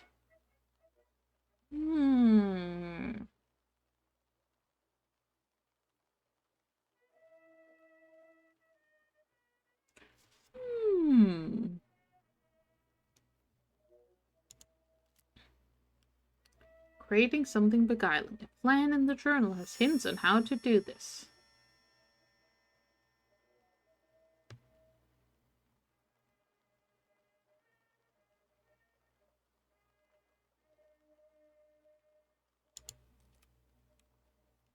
New knows everything. Okay. Very well. Well, I now have a plan in the journal. Okay. So these are like circumstances, I guess. Yeah. Guest gift. The card players asked for drinks. Eating something beguiling. Advance another plan. I could use an item that has the bewitch aspect. A witch is not would be perfect. I'll need two things, an influence with the grail aspect and something sharp to shed my blood. A razor blade would do. Crafted at a verdant place. Or at a shadow place with Bosk 5. Or with preservation and a hearth. Well, I have preservation 5. I also have trace. And I have... Do I have something with a grail? Well, I don't have anything graily yet, so we need to first find something graily. No, I do have Bosk, so I could make the witch is not. No, I can make it using preservation. I have the catalyst, I just need the influence. Ooh, this is the worst photograph ever taken by a human being. It could be a boat, it could be a pig, it could be the inside of a pig, it could be the inside of a pig inside a boat. It could in fact be a photograph taken not by a human at all, but by a pig, perhaps from inside another pig. That's a fascinating photograph. Okay, I need to find something with grail aspect.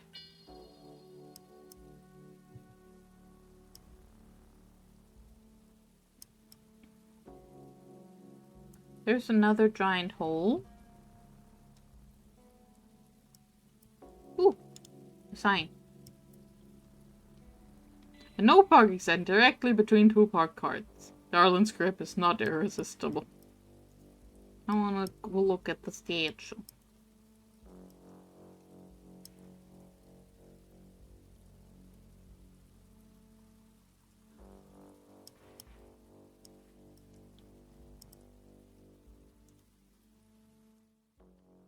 Two are dead from the First World War, except it's different. Because it's not things. My first war that I was chaplain with the Dorsetshires. At different times, I'd never have been so attached so young. Blah, blah, blah, blah, blah, blah, blah. Memory uncoiled. Gained memories. St. Julius Eve. Cambrai, 1919. Gained dread. Tour dead. Dark years. The arts of Basque, of Hushery, of Colexophy are best worked in shadows. So I could craft.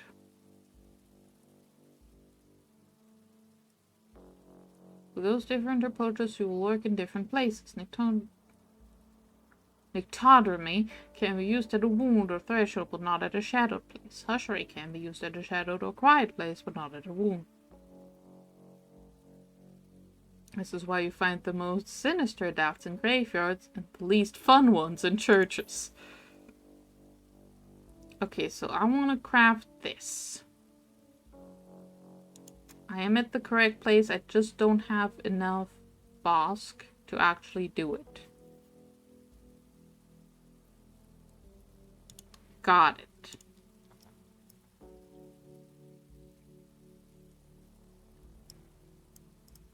And also I still need Grail somehow.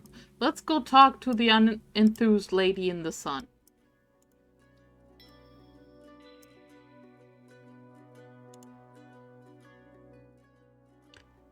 Madame Zelia. You are the Zinnia? I'm Zelia. Do not ask my family's name. She's weary. I buried the heart. I've been waiting 400 francs for your trouble.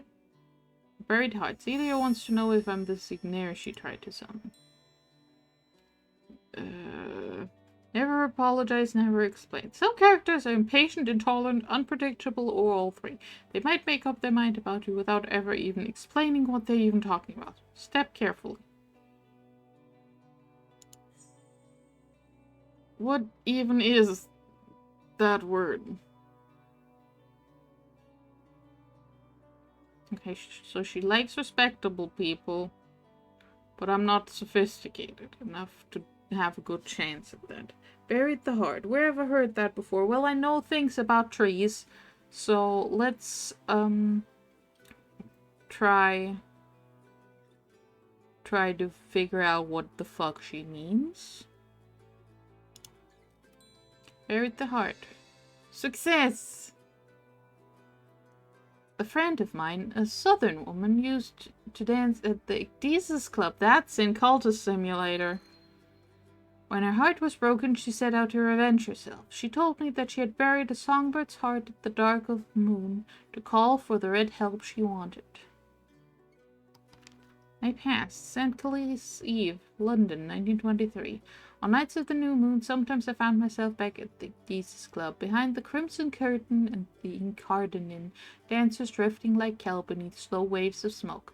I was looking for inspiration that evening.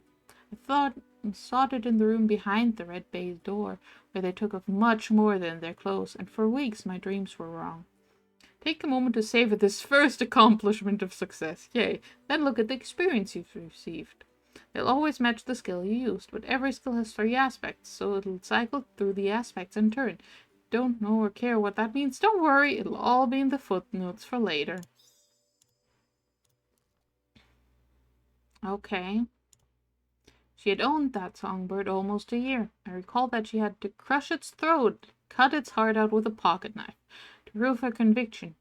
Or perhaps only because the one she called was one who liked that kind of thing. Okay, let's not say anything about that. Because that seems like it would be rude.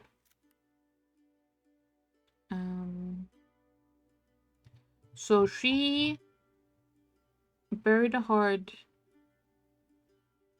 and she will pay me 400 money to do a thing. I just don't know what the thing is.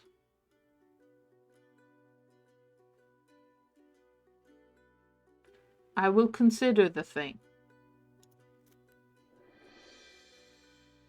You must. I will suffer this woman no longer. Yeah, I'm not going to murder a lady.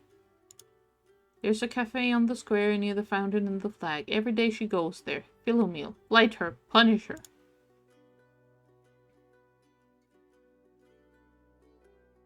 Consider the nature of curses. Could use a wither item to this end. It could bring this Philomel nightmares and bad fortune, sickened and immiserate her. It wouldn't kill her unless she's very weak, but it wouldn't be very nice. That said, you're not in the suppression bureau anymore. You need to find Nina. You could use the money.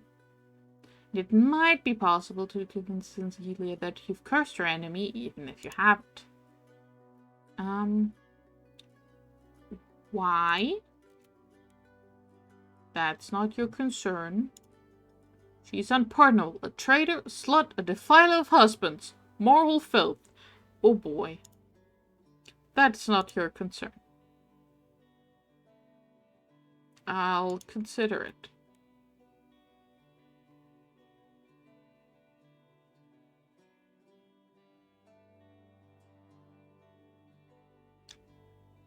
Or speak with her, then return to her and pretend you did as she asked, or just move on. You consider it quickly. I've told you what I want and how I will reward you. Keep it secret. I am a woman of importance. No one reputable will relieve you. Don't currently have the skills to create a withering item. I could increase one of Hushering Tottermy or Slicksophy to 5. I could try to trick Celia, or I could abandon the whole sorry business. Okay, lady. Hello, Sam. Welcome back. Congratulations on the acquiring of things and the doing of things. So I have experiences. How do I spend them?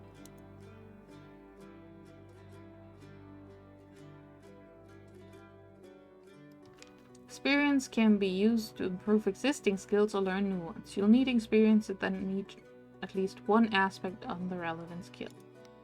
An early lesson still haunts me, an early lesson still pains me, an early lesson still delights me. Well, I've gotten a bunch of grey lessons experiences already because I've been looking at flowers or something and failing. I figured it was a food, Sam.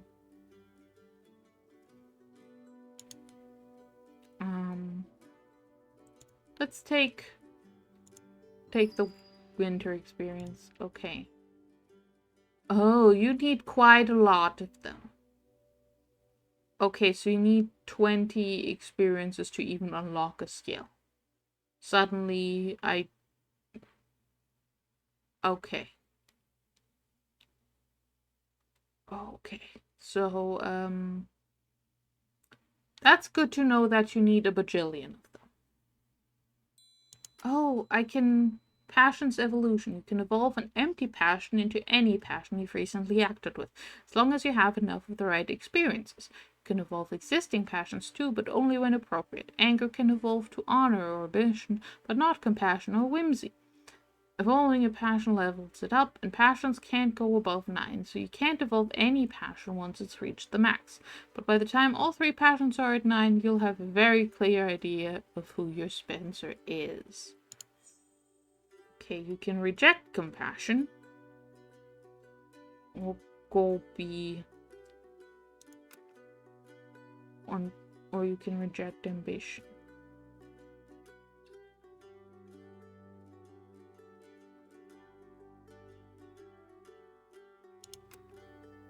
Okay. Cool. Cool. I do like the getting compassion option, because that was one of the ones we were deciding between. So now I just need to figure out how to get whimsy in there, because then we're compassionate, whimsical, curious weirdo, and I appreciate the idea of that. There's more giant holes in France. So much for public safety. I want something. Not going to craft here.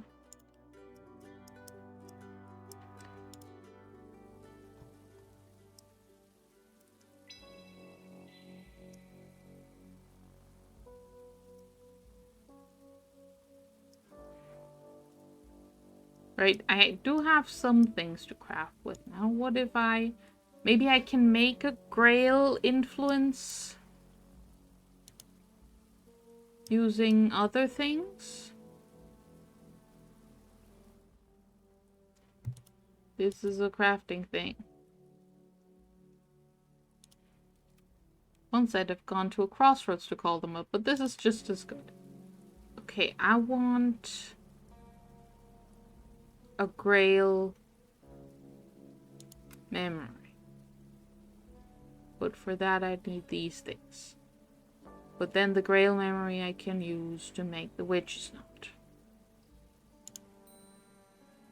So I can use my memory as a catalyst. Oh wait, I have the catalyst now. The influence. Oh wait, no, that would use up my memory of the thing.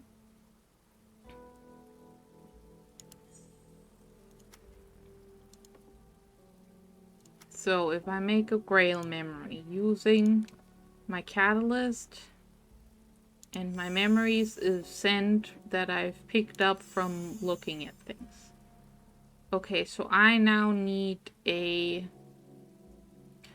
shadowed or wounded. Oh, wait, no, I need a shadowed or verdant place. Oh no, I can do it with Galexophy, so I can do it at a wounded place. Okay.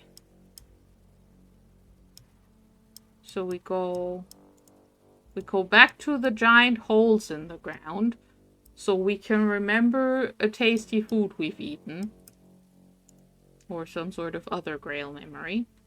We will hydrate some more.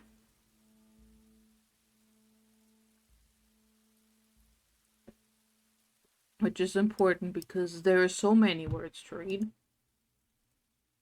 This is a wound and a door. Okay. And now I can use this using the catalyst of my memory and the scent of the flowers to craft a Grail memory. You've created something. Click to collect it. Any catalyst ingredients are also ready to be collected. Any fuel ingredients have been consumed. Every responsible practitioner knows not to invite unwanted influences. Before you start on your next recipe, click the results of your last recipe to collect them. If you just close the crafting menu without collecting what you've made, it'll go to your inventory anyway. But we find it satisfying to appreciate the results of our work. Okay, so now I need a hearth or a verdant place. Okay.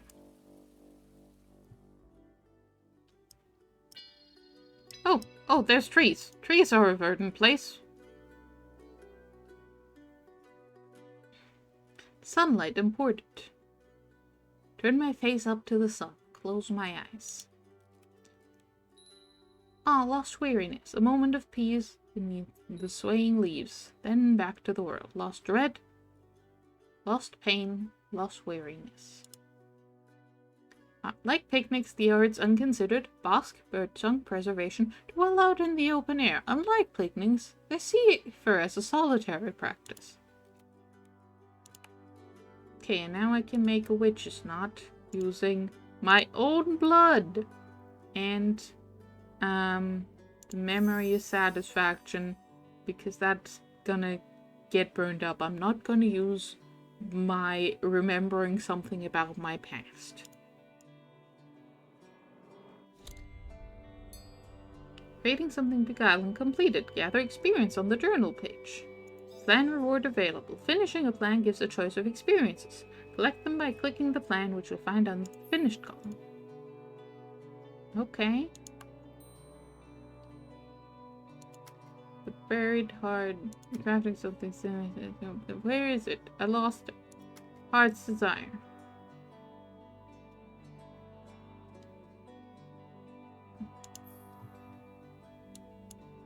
Oh, I need the finished one. Okay, I mean, I have a few Grail experiences already. But I like Rose.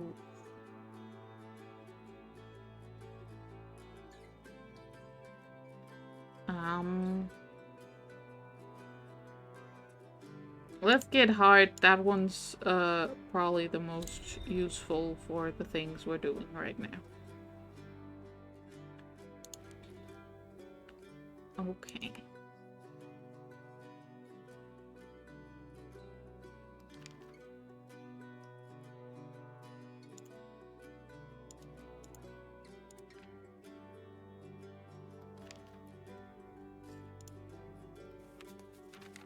I was the youngest chaplain in the regiment, but Father Schuller had taken me under his wing, and Father Schuller was exorcist in ordinary. So I became his assistant, and the ashes and churned earth at Cambrai, and the sick and shattered places is what they would call to give the viaticum to the dying, and it was feared the dead might struggle up again after, with their bones grinding like glass. Cambrai. The Second Battle of Cambrai, 1919. My first battle, where we almost broke through. It hung on a knife edge. Had we broken through, the Great War might have been over a year earlier. The books will tell you the Germans rallied, but I remember what we found in the church there, and why the Dorsetshires drew back, leaving 10,000 of our own lying dead in the ashes. I learned a great deal that day. We paid dearly, but when at last we came back to Cambrai in 19 we won. I've been picking a lot of, like, the sorrowful options, so sure, let's take that. Now, tell me about the Great War. In 1919, the last year of the Great War, I left seminary and volunteered as a chaplain in the Dorsetshire Regiment, where Stanislav trained me as an exorcist. The Great War, we really thought that was as bad as it would get. It took 20 years to learn how wrong we were. I'm not sorry I missed the war in the world. Europe smashed to haunted ruins. The war in the sun. The Order of the Hours had its flaws, but they upheld time, sense, and symmetry. Yeah, let's, we're not sorry about missing the part where, now spring and summer can be, like, 3 feet from each other. Which is weird. Stanislav. Father Stanislav John Schuller, unorthodox but kind. I served as his assistant in the Great War when he was the exorcist in ordinary to the Dorsetshire Regiment. He recommended me to the bishop for my skill with subtler work, winning me the appointment as parish priest in Brankirk. That is fascinating. So,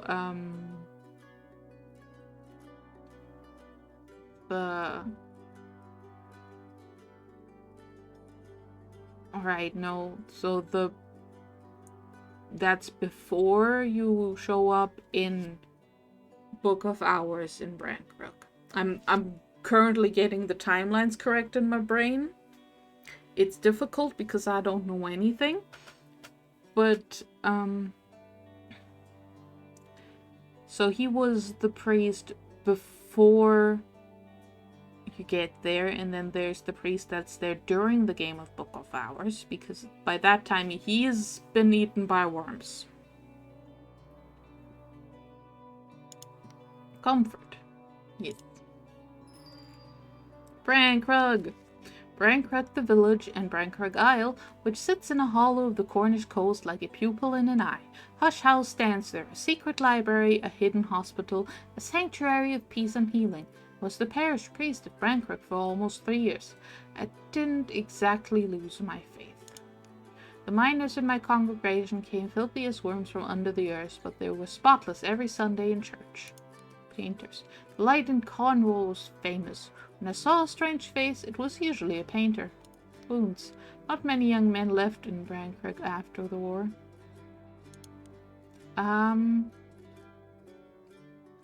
Let's go with painters. Hush House. A place of peace and healing near the Cornish village of Brankrock, one of the 7 great libraries of the Watchman's Tree.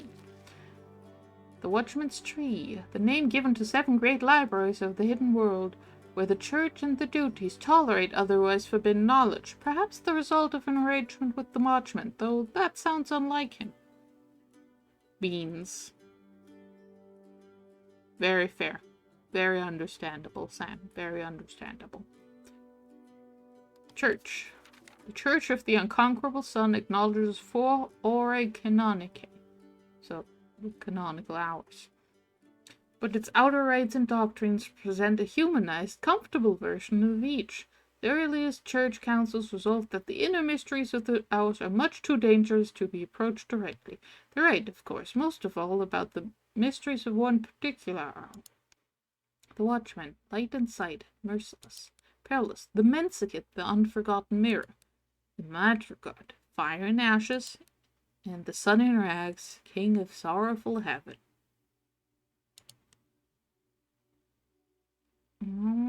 Much too dangerous. Let's go with the Mensicate.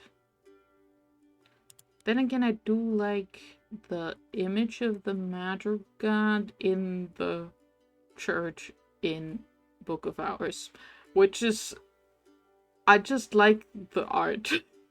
Which, is that a good choice to be making here? No. Let's go with this one. The Mensicate, the unforgotten mirror, for whom we do not turn, who is exposed, whose beauty is unmatched. The uncounted hour who once appeared in church iconography as the White Lady, the glass virgin that protects mothers, sometimes described as the sun's night self. Church's version is much safer than the original. They were very clear about that in the seminary. What is within, without. What is without, within. What is often depicted as a mother in the Mensicate isn't exactly that, but she carries a searing brightness in her womb. What is within, without. What is without, within. Oh, uncounted. Departed, consumed by the cross, imprisoned, in hiding, still at war in the sun. It's not like you can ring them up to check. Of course, any uncounted hour who isn't dead might return unexpectedly at any time.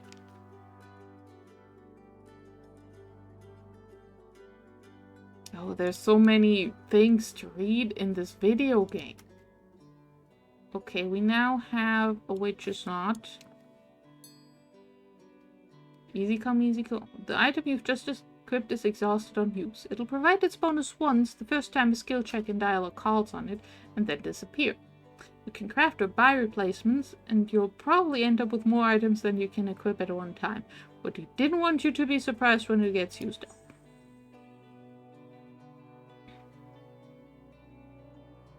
Okay. Cool. So...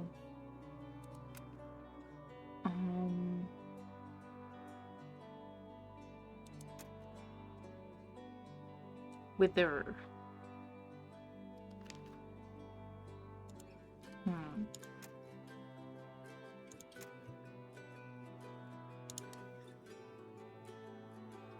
Okay, we looked at the trees. We looked at the holes. We're considering doing evil for this lady because she's gonna pay me $400, except they're not dollars, they're frenzies. Very important difference, because one of them's one and the other one's the other. There's a well here. Silver surface, winking sun, lantern influence. There's another hole in the floor.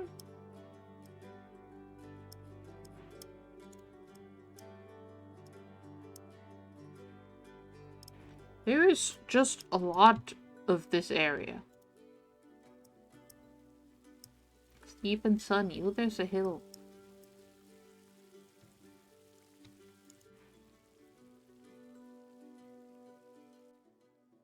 This is the road out into Thebes town, to the green and villa-studded heights of Caption Thebes. That's bloody steep. Fortunately, my information suggests Nina is in Antibes town. If that's true, I won't need to climb the hill. Okay, cool. So that's like a travel thing. There's cars. Okay, so we could try to charm the people with our charming little witch's note.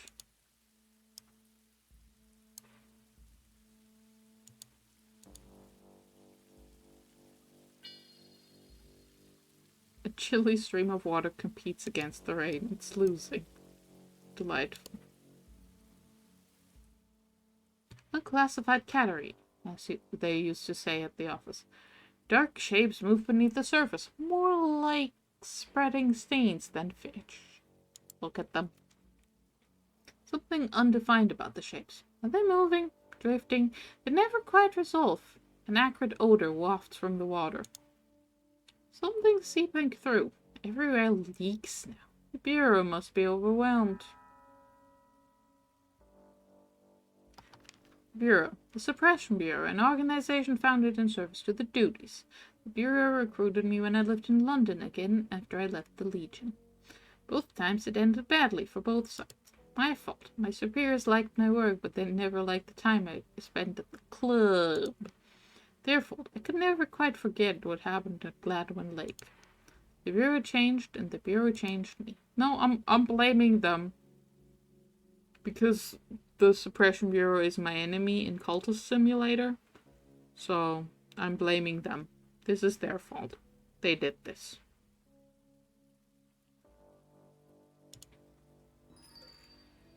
What happened at Gladwin Lake? My past. St. Rubigo's Eve, Gladwin Lake, 1935. Oh, that was shortly before the hollowing out by worms. Or it is the hollowing out by worms.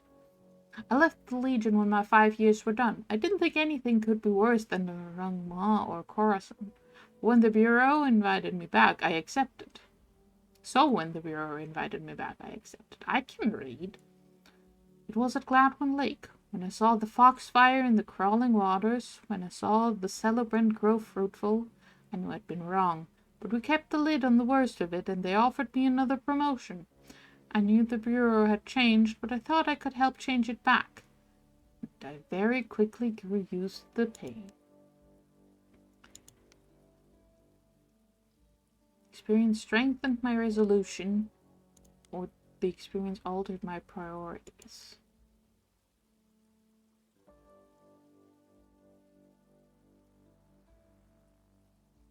Strengthened resolutions.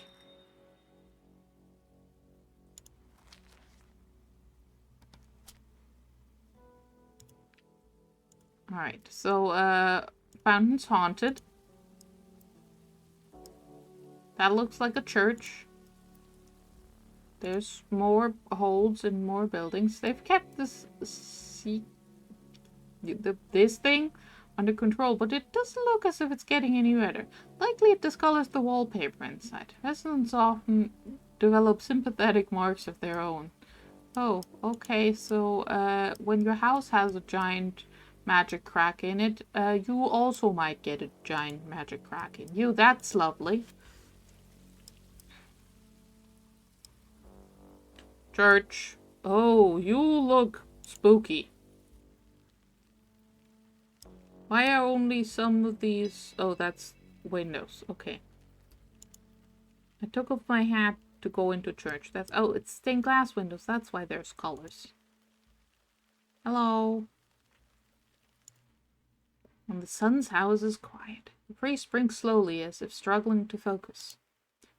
Father John, light perpetual shine upon you. Did you wish to... But wait, let me see. Is it you? Father John approves and is now receptive. Well, generally it is me, yes. Oui, monsieur, yes. Then you'll open her eyes. Her? Saint Parada's eyes. All of spirit and brazen of heart, she said, and that he would open her eyes. Priest turns to gesture at the stained glass window behind the altar. Her name, you see, is Parada, but not her only name. Mine is John, and that is all the name I own. I said the saint. Father John has asked for my assistance in opening the eyes of Saint Reparata. I don't really know what you want. But I don't want anything. It's a saint. She can't see. And at last, here you are to help her. John doesn't smile, but his eyes crinkle as if he might. Well, if I do this, I need to find a lady. Can you help? Saint will bring you together, you and this Nina, once her eyes are open. I'm certain of it. Are you good? Well, no. Not for some time now. Thank you for asking.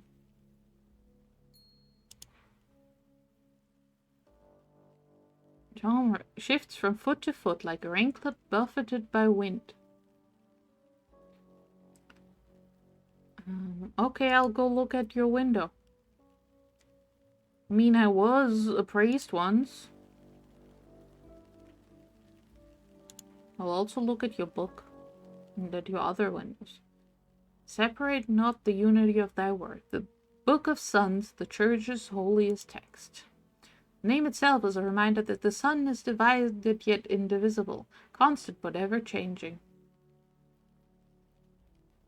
And no, I'm not gonna go read out of the book. I'm not touching the book. We have the curious incident. A wounded greyhound wrestles with serpents, eyes blazing. Oh, we remember the story. Very well. In the Provence of 700 years away, a nobleman leaves a greyhound to protect his infant heir. On his return, the child is absent, and the greyhound's jaws are stained with blood. In rage and terror, the father kills the dog. Then they hear the child's cry and find it under the cradle, along with the monstrous serpent that Greenford has slain. Saint Greenford, a picturesque folk tale. Saint Greenford, a potent allegory. I mean, I feel like it feels like an allegory of not acting before you know all the information. And it doesn't feel very picturesque because a dog is killed. However, my chances are horrid.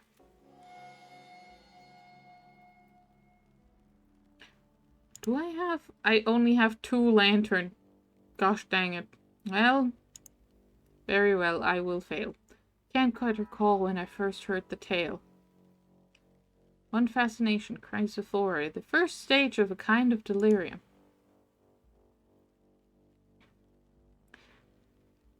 A good lesson. If you're going to die, die right.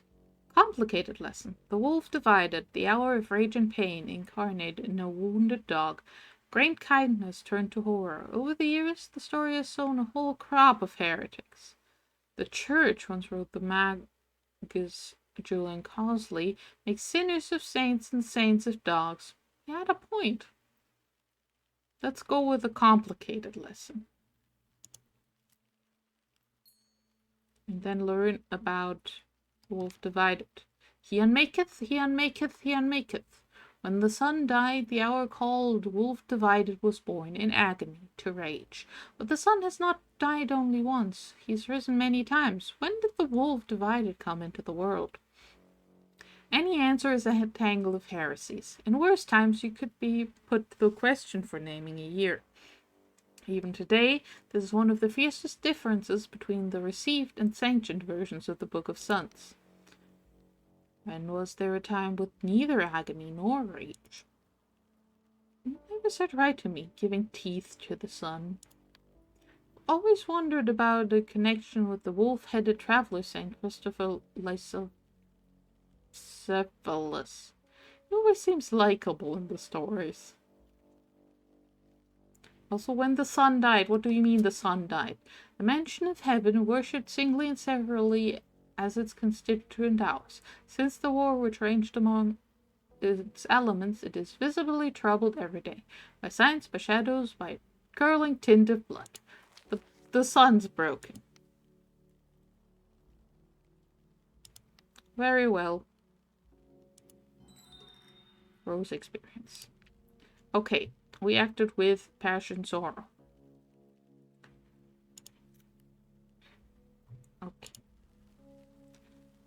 Okay, Saint Reparata. A woman in blue, martyr's palm, saint's halo, dark eyes, sea beneath stars, crossed needles behind her head, and a necklace of pearl. Martyr's palm, saint's halo. I remember her martyrdom. She was burnt and beheaded. Somewhere in there she was forced to drink boiling pitch. Then her body was set to drift on the sea until it washed up on a coast somewhere. Let's think about that. Poor girl. A woman in blue. Blah, blah, blah, blah, blah, blah, blah. Blue garments, starry sea. She's the patron saint of the city and of fishermen? Sailors?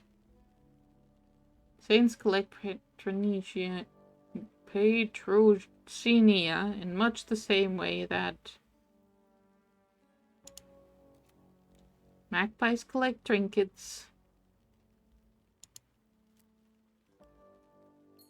Oh, appetite.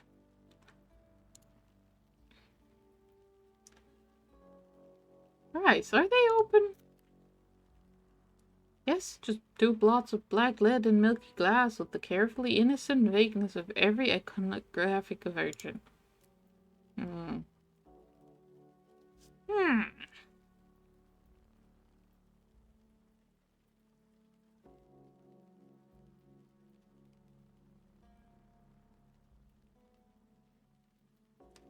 Well, anything else? I succeeded! Necklace of pearls and tailor's needles crossed behind her head. Neither is a recognized attribute of Saint Reparata. Provincial saints and their venerations. Who knows? Alright. So, consider the saint's signs and attributes. Let's do a think about this. Aha! Success. The church acknowledges some hours, denies others, and is ambivalent on the rest, adopting them as metaphors or parables, or as saints. Oh, I used my witches not. Gosh dang it, now I need to make a new one. An adept would identify this as an image of the sister and witch. So many times before, I'm enmeshed in some business of the hours. I should go carefully. Sister and witch, who are pearl, who cannot be touched, who cannot be separated. An aviform hour, bringing together what must be together, sometimes trusted, the enemy of division and separation. Pearl, cannot be touched, cannot be separated, who are not as they were? Question mark? What is an aviform hour? The aviform hours wear the shapes of birds, twin funeral kites, laughing thrush, dove, crow. My heart would add a magpie to their number. Night would suggest a 7th. In Alexandria, I was relieved to learn that the aviforms weathered the war in the sun much better than most. My heart recalls the matter of the lark, but that is not an aviform hour I recognize. The roost. When I was young and foolish, I tried to find the roost where the aviforms exchanged their secret gossip. I'm very glad I failed. One of the starting, personalities for your librarian in Book of Hours actually has you have witnessed the roost, and that's why you become the librarian. I have not actually done that one yet. Very interested in it.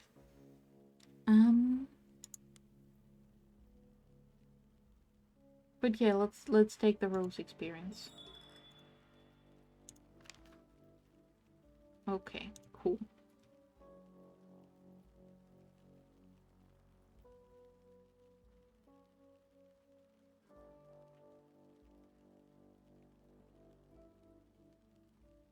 Gain memory, Saint Reparato's Eve. Brancrook, 1938. That's when he was already hollowed out by worms. That's when he was being sent around by worms. Also, that's just before the new librarian gets to Brancrook, presumably, in Book of Hours. I should remember first that the assistant witch brings together what she can, and that she's the enemy of severance and disjunction. Which is helpful because you were severed from most of your memories and such. And you're trying to get together with a person to stop having your heart try to escape you, I think. The eyes of the saint. She said you would open her eyes. The saint's eyes in the window are open. What did John mean?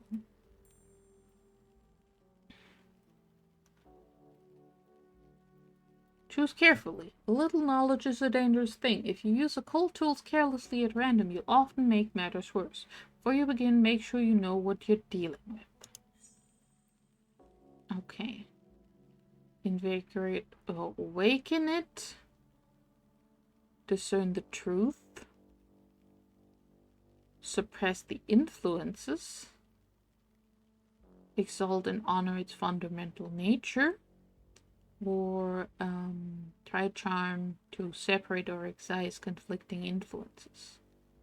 I should first figure out what's going on and also look at my memory. That is interesting to me. October in Brancrook. The last year before the war. Well, that's during the time, because it's 1937 when you arrive at Hush House, I think. Dusk purple heather, gray growling sea, moth, memory, influence, art, ingrain. October in Brangrock, the last year before the war. Dusk purple heather, gray growling sea. The last day I remember before I went away. Okay. I walked on the beach that night. I followed a woman in a heather purple gabardine and a woman in a salt white surplice. I watched as they gathered seashells under the moon. It was a dream. I woke in the village in the sweet bones, but there were seashells laid beneath the mirror there when I went to splash my face with cold water. Then we went to Hush House, my passengers and me, to the cave beneath. I was terrified, but what I'd seen on the continent made it necessary. Okay, so yeah, this is somehow post the Book of Hours, even though you go through multiple years, but the war never happens, actually, because witchcraft. Okay. Out. Fires and churches, the golden blood of the carapace kind on my mouth and my hands. It wasn't exactly me, it was my passengers, but the difference was less clear each day, so I had to go somewhere else. Beneath Hush House, there was a door in a shining stone. Fires and churches, the golden blood of the carapace kind on my mouth and my hands. It wasn't exactly me, it was my passengers. The difference was less clear each day, so I had to end it. Beneath Hush House, there was a door in a shining stone. Let's go with going somewhere else, because he calls it going away.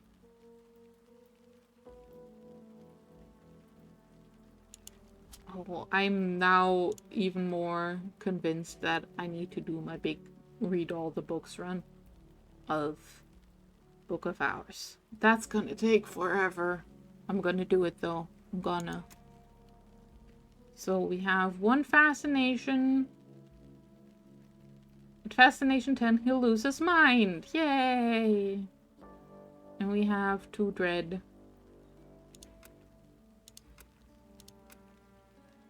And I lost my stupid witch's knot, so I need to make a new one. So we're gonna go back to the tree. I'll be back. I just need to go say hi to a tree again.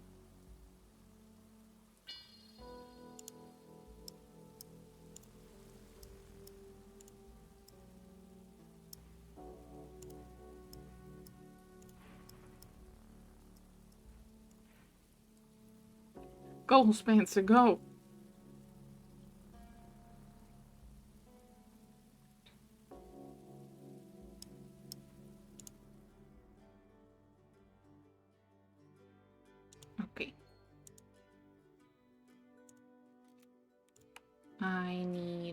of these. And I will subvert memories of scent and memories of scent to craft myself a grail memory. And then I will use my own blood and a grail memory to make myself another witch's knot.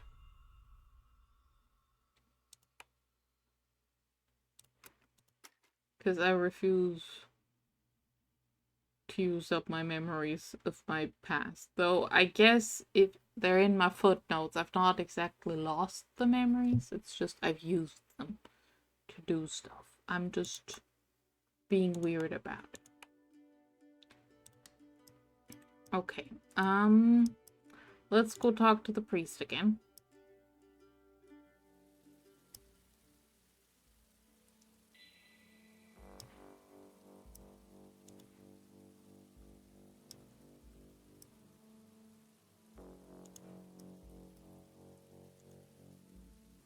What if I pass in front of the guy? Okay, he still doesn't care because I haven't walked into his caution circle. Okay, Mr. Priest, sir, what the hell do you want from me? Your eyes are open. Priest blinks slowly as if struggling to focus. Light perpetual shine upon you, my son. True as far as it goes. You said I would open her eyes. The window? The saint or... Oh, yes, yes. A melancholy, friendly crinkle of the eyes. Arguably heretical. I like these, like, qualifiers on the statements.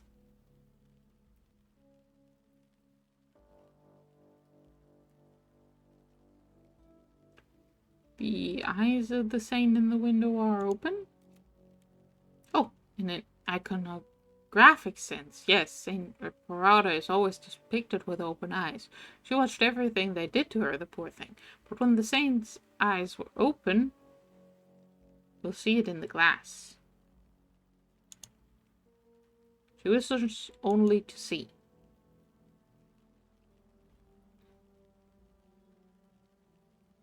Okay. So if I knew about birdsong, then I could recall an odd folktale. You called me hollow of spirit and brazen of heart. What the fuck do you mean? Yes, an absence. Then you found a presence, no? Not to fill your emptiness entirely, but a union. The saint will bless it.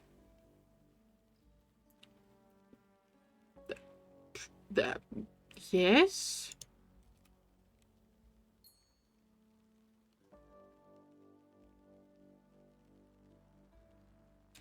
See, I want the priest to like me. So saying something arguably heretical is probably a bad idea. But I also want to say the arguably heretical thing.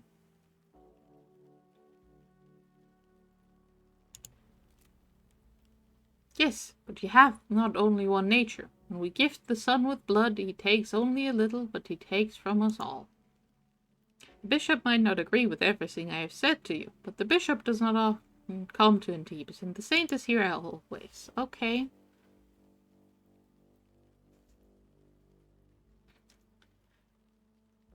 Thanks for your...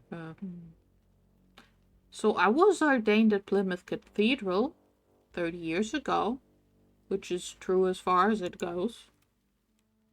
Oh, I should have known. Forgive me, my friend. Honestly, I couldn't say whether or not I'm still bureaucratically a priest. I moved on before the process was complete. For all I know, the Vatican lost the paperwork, but either way, the mark remains.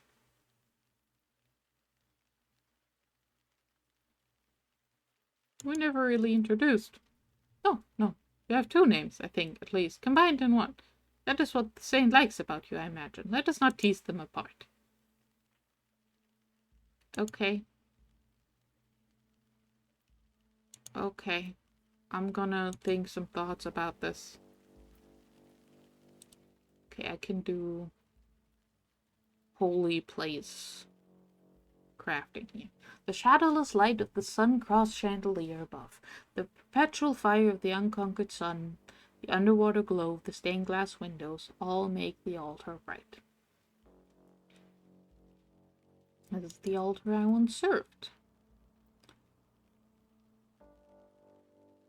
It still means something, but now it means something different. Oops. Shadowless light of the sun-crossed blah blah blah blah blah blah. One trained in the secret doctrines of the church, or a macastry, illumination, ethistry, could work tiny wonders here. And then there's the book.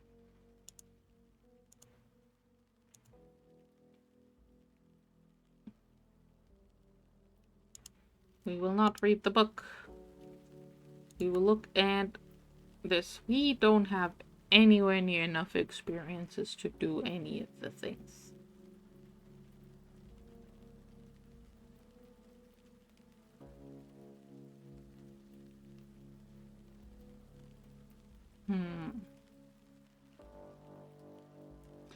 Have a nice nap, Sam. Have a nice nap.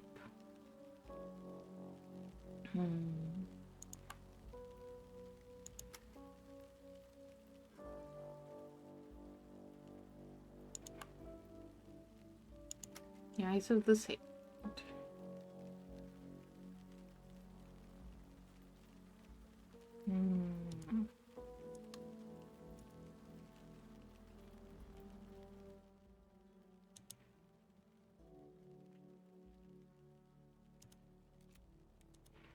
Okay.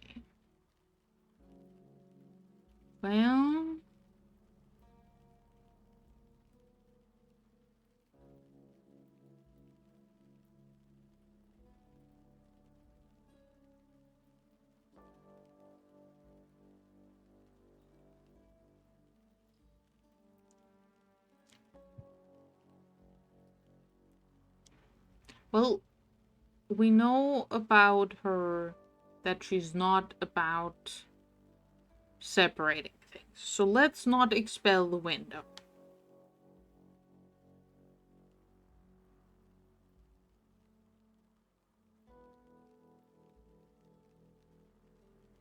I feel like an unveil item would be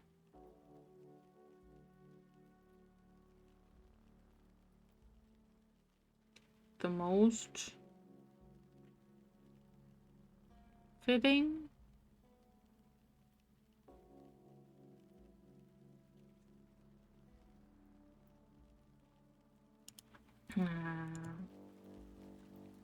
Well, what is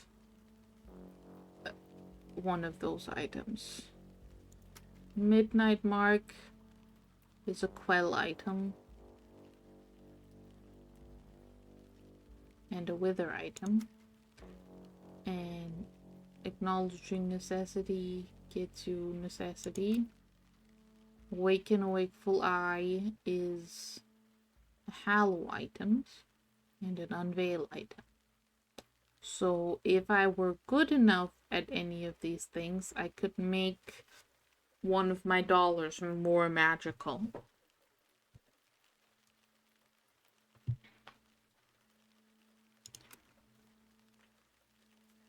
And then I could do that. But I don't have those skills.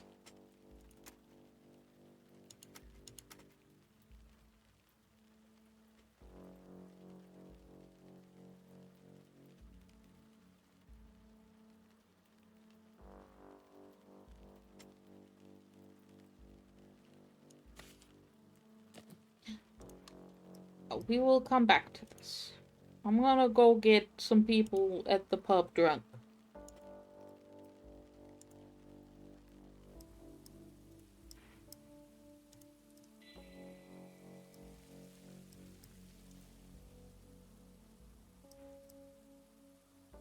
Well, it's a cafe, I guess. Okay. Hello. Oh, she remembered I ordered chamomile tea. That's so cute. Okay, let's go look at the photo behind the bar. I failed at looking at a photo behind the bar. Failure rescue. Rescue lets you use your aspect pool to snatch success from the jaws of failure. Spending pips exhausts them, so you can't rescue every success, but pips refresh whenever you act with matching passion. It's easier to rescue a near miss than a bad failure. I can do it. I can use one of my lantern things, and I can succeed at looking at a picture. Candles flicker before the image of a handsome young man in uniform. The 3 candles are a solar tradition. Inu is invoking 3 phases of the sun to look kindly upon the departed. The uniform doesn't look French. American, perhaps? But the insignia are odd.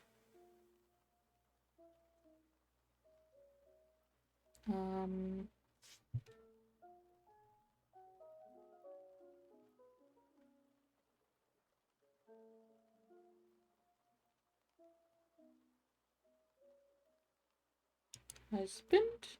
Almost. We had not enough time. Oh. We would have been married, Felix and I, in the summer.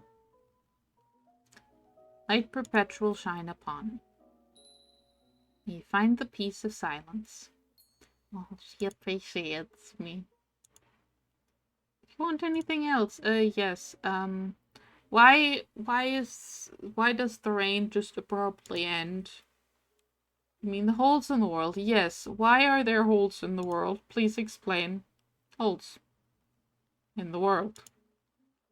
Okay, not very helpful. I would like to order a round of drinks from my new friends over there. Don't forget to overcharge him. Thanks, Aristide. You're very helpful. Edville Philomel, Leopold and the idiot like their pasties, and a little of the good cognac for Jean Bernard. It's best if you pay in advance.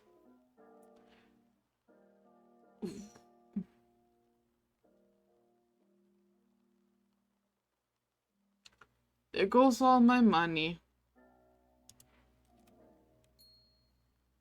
And something for Monsieur. Oh, an opportunity? Touch their drinks with the giddy influence to ensure they speak freely.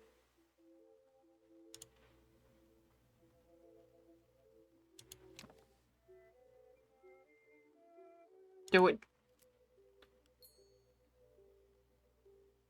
Work moments to brush a little bewitchment around rims of the glasses. Oh, this was considered an evil action, which fair enough. I am technically spiking their drinks with magic. Nothing more to do here. What's this? Your prince. How spontaneous of you. Ah, she put another tea on there because I ordered tea before. Oh, that's such a nice little detail. Eyes in the eyes. General clinking of glasses.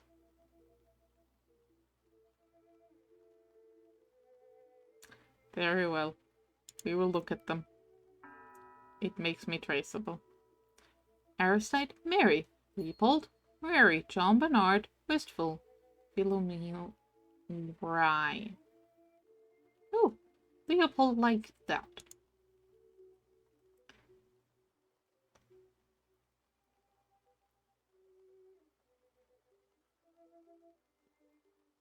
Oh.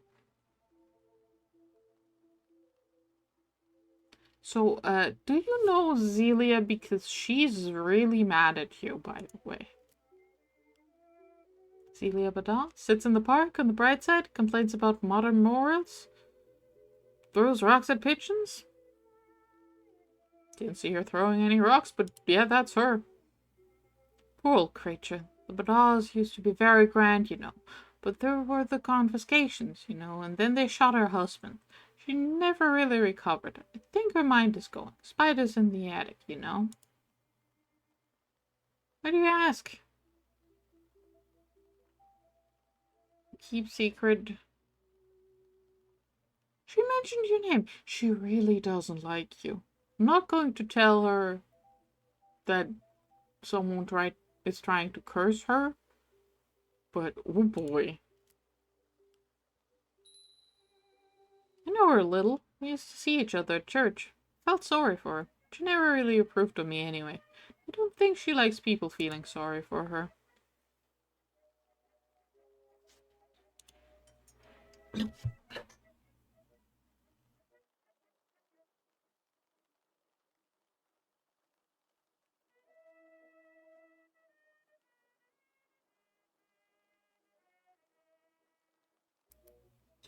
I think I'm reaching the level of having read too many words out loud. Because my throat is very much complaining. But let's, get this conversation done first. What's everyone talking about? The world.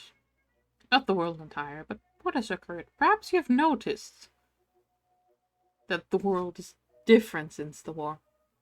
Yes, it has holes in it, for instance. Leopold chuckled slyly. Precisely, to name only a single consequence. The consequence of what? That is what we discuss. To me, it is clear. The weapons unleashed by the enemy and against the enemy by the Allies were too terrible. They cracked Europe like the shell of an egg. Now the cracks spread. The egg leaks until the shell is empty. To my friends, somehow it is not so clear. What do you think? Jean Bernard, what's your deal? The stars. Things in Russia, I mean. The ones behind the ministries. Everything changed when they came. I wasn't a car in. Still am, I suppose. Think it might get better. But I think before then it will get much worse. Okay, so you're a socialist, kind of.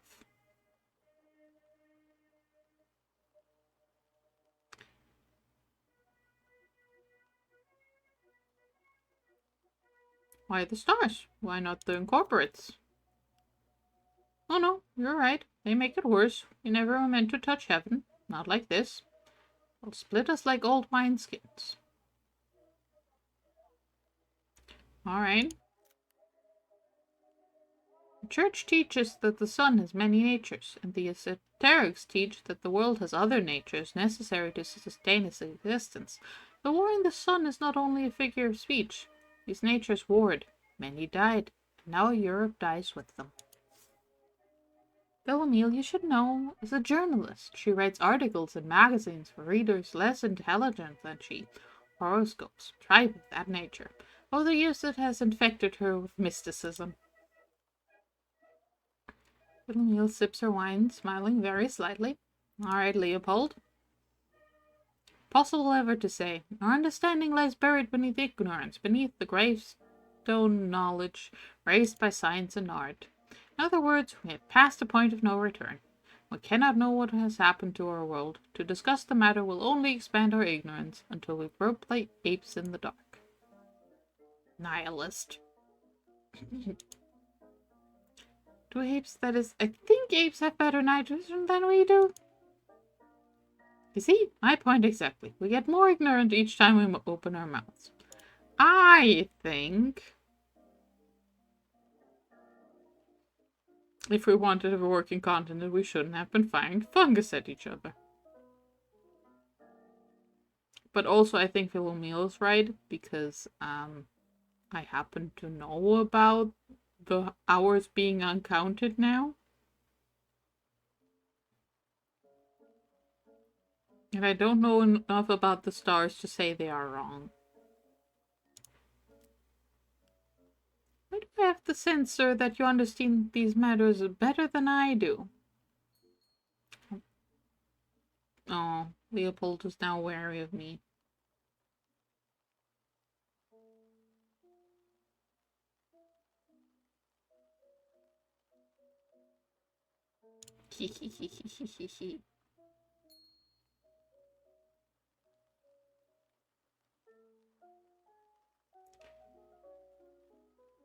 Alright, let's see the effects of having gotten them all magic drunk.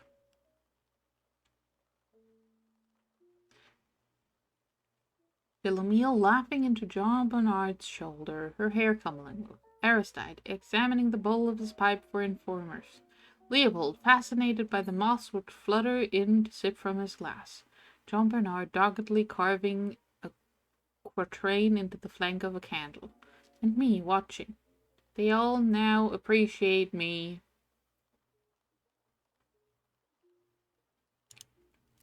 We're making friends.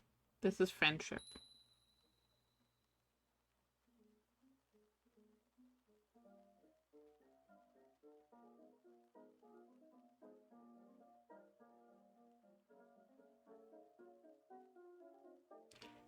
The wild mood passes, the moths depart, but they'll always remember something enchanted about the evening. So I'm still looking for a lady. Oh wait, I can adapt myself to this conversation. Smile when it's suitable, frown and sk when it's not, and then in-joke surfaces make note of it. Because they like me.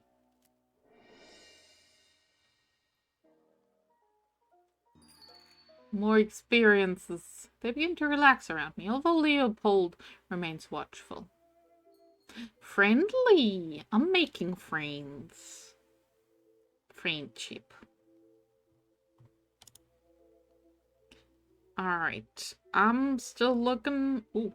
Oh, we can make a joke. Did you hear this one yet? A Crucian walks into a bar in Berlin. What's a Crucian? The heresy of choice in the New World, where dissenters fled the church's light. Its iconography includes doves, lambs, and the Crucian form on which they assert the shepherd illuminate was executed by the Roman authorities, empty to symbolize his illumination in his ascent. Okay, so Crucian is basically the kind of Protestant that like evangelical, and the church is more, well, the priest here was talking about the Vatican, so I guess it's more Catholic. So I guess he was more of the Catholic type of priest, even though he was a priest in England. So apparently the Reformation worked differently. Heretics, always fun. Only the church could have remained whole. Very entertaining. Heretics are always fun. We laugh about the heretics. And then she says, but why a lamb? Pause for laughter. Table-pounding chortles from Aristide and a wicked giggle from Philomele. An unexpectedly falsetto titter from Jean Bernard. Even Leopold allows himself a thin smile. We're making friends. Alright, so I'm still looking for a lady. If you make me regret telling you this, I'll make you regret it too. Mention my name to Andre, the bookseller, at the library, the bookstore near the station, and he'll open the door for you. Perhaps on the other side of the door you'll find what you're looking for. Thank you. Should be going then. Now do you have what you need from us, eh? That is our fate, my friends. We are well in the desert, and when the traveler has drunk his fill, he will pass on to his true destination.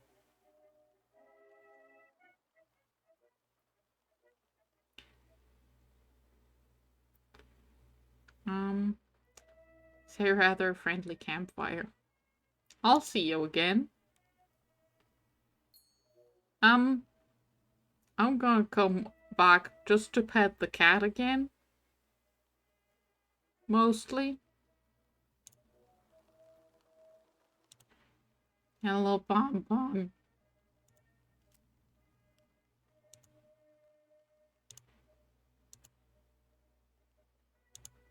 Why? Well, I need to stop reading out words, so I'm going to save. And then I'm gonna end stream.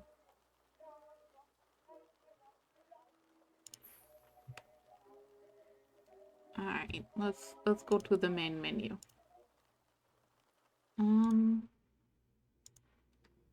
This was very fun. I'm very excited about it. I'm very excited about the full game. This is what that's not the button I wanted to press.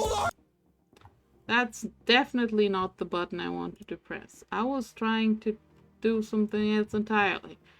I'm very sorry for the sudden noise. Okay, I don't have anyone to raid.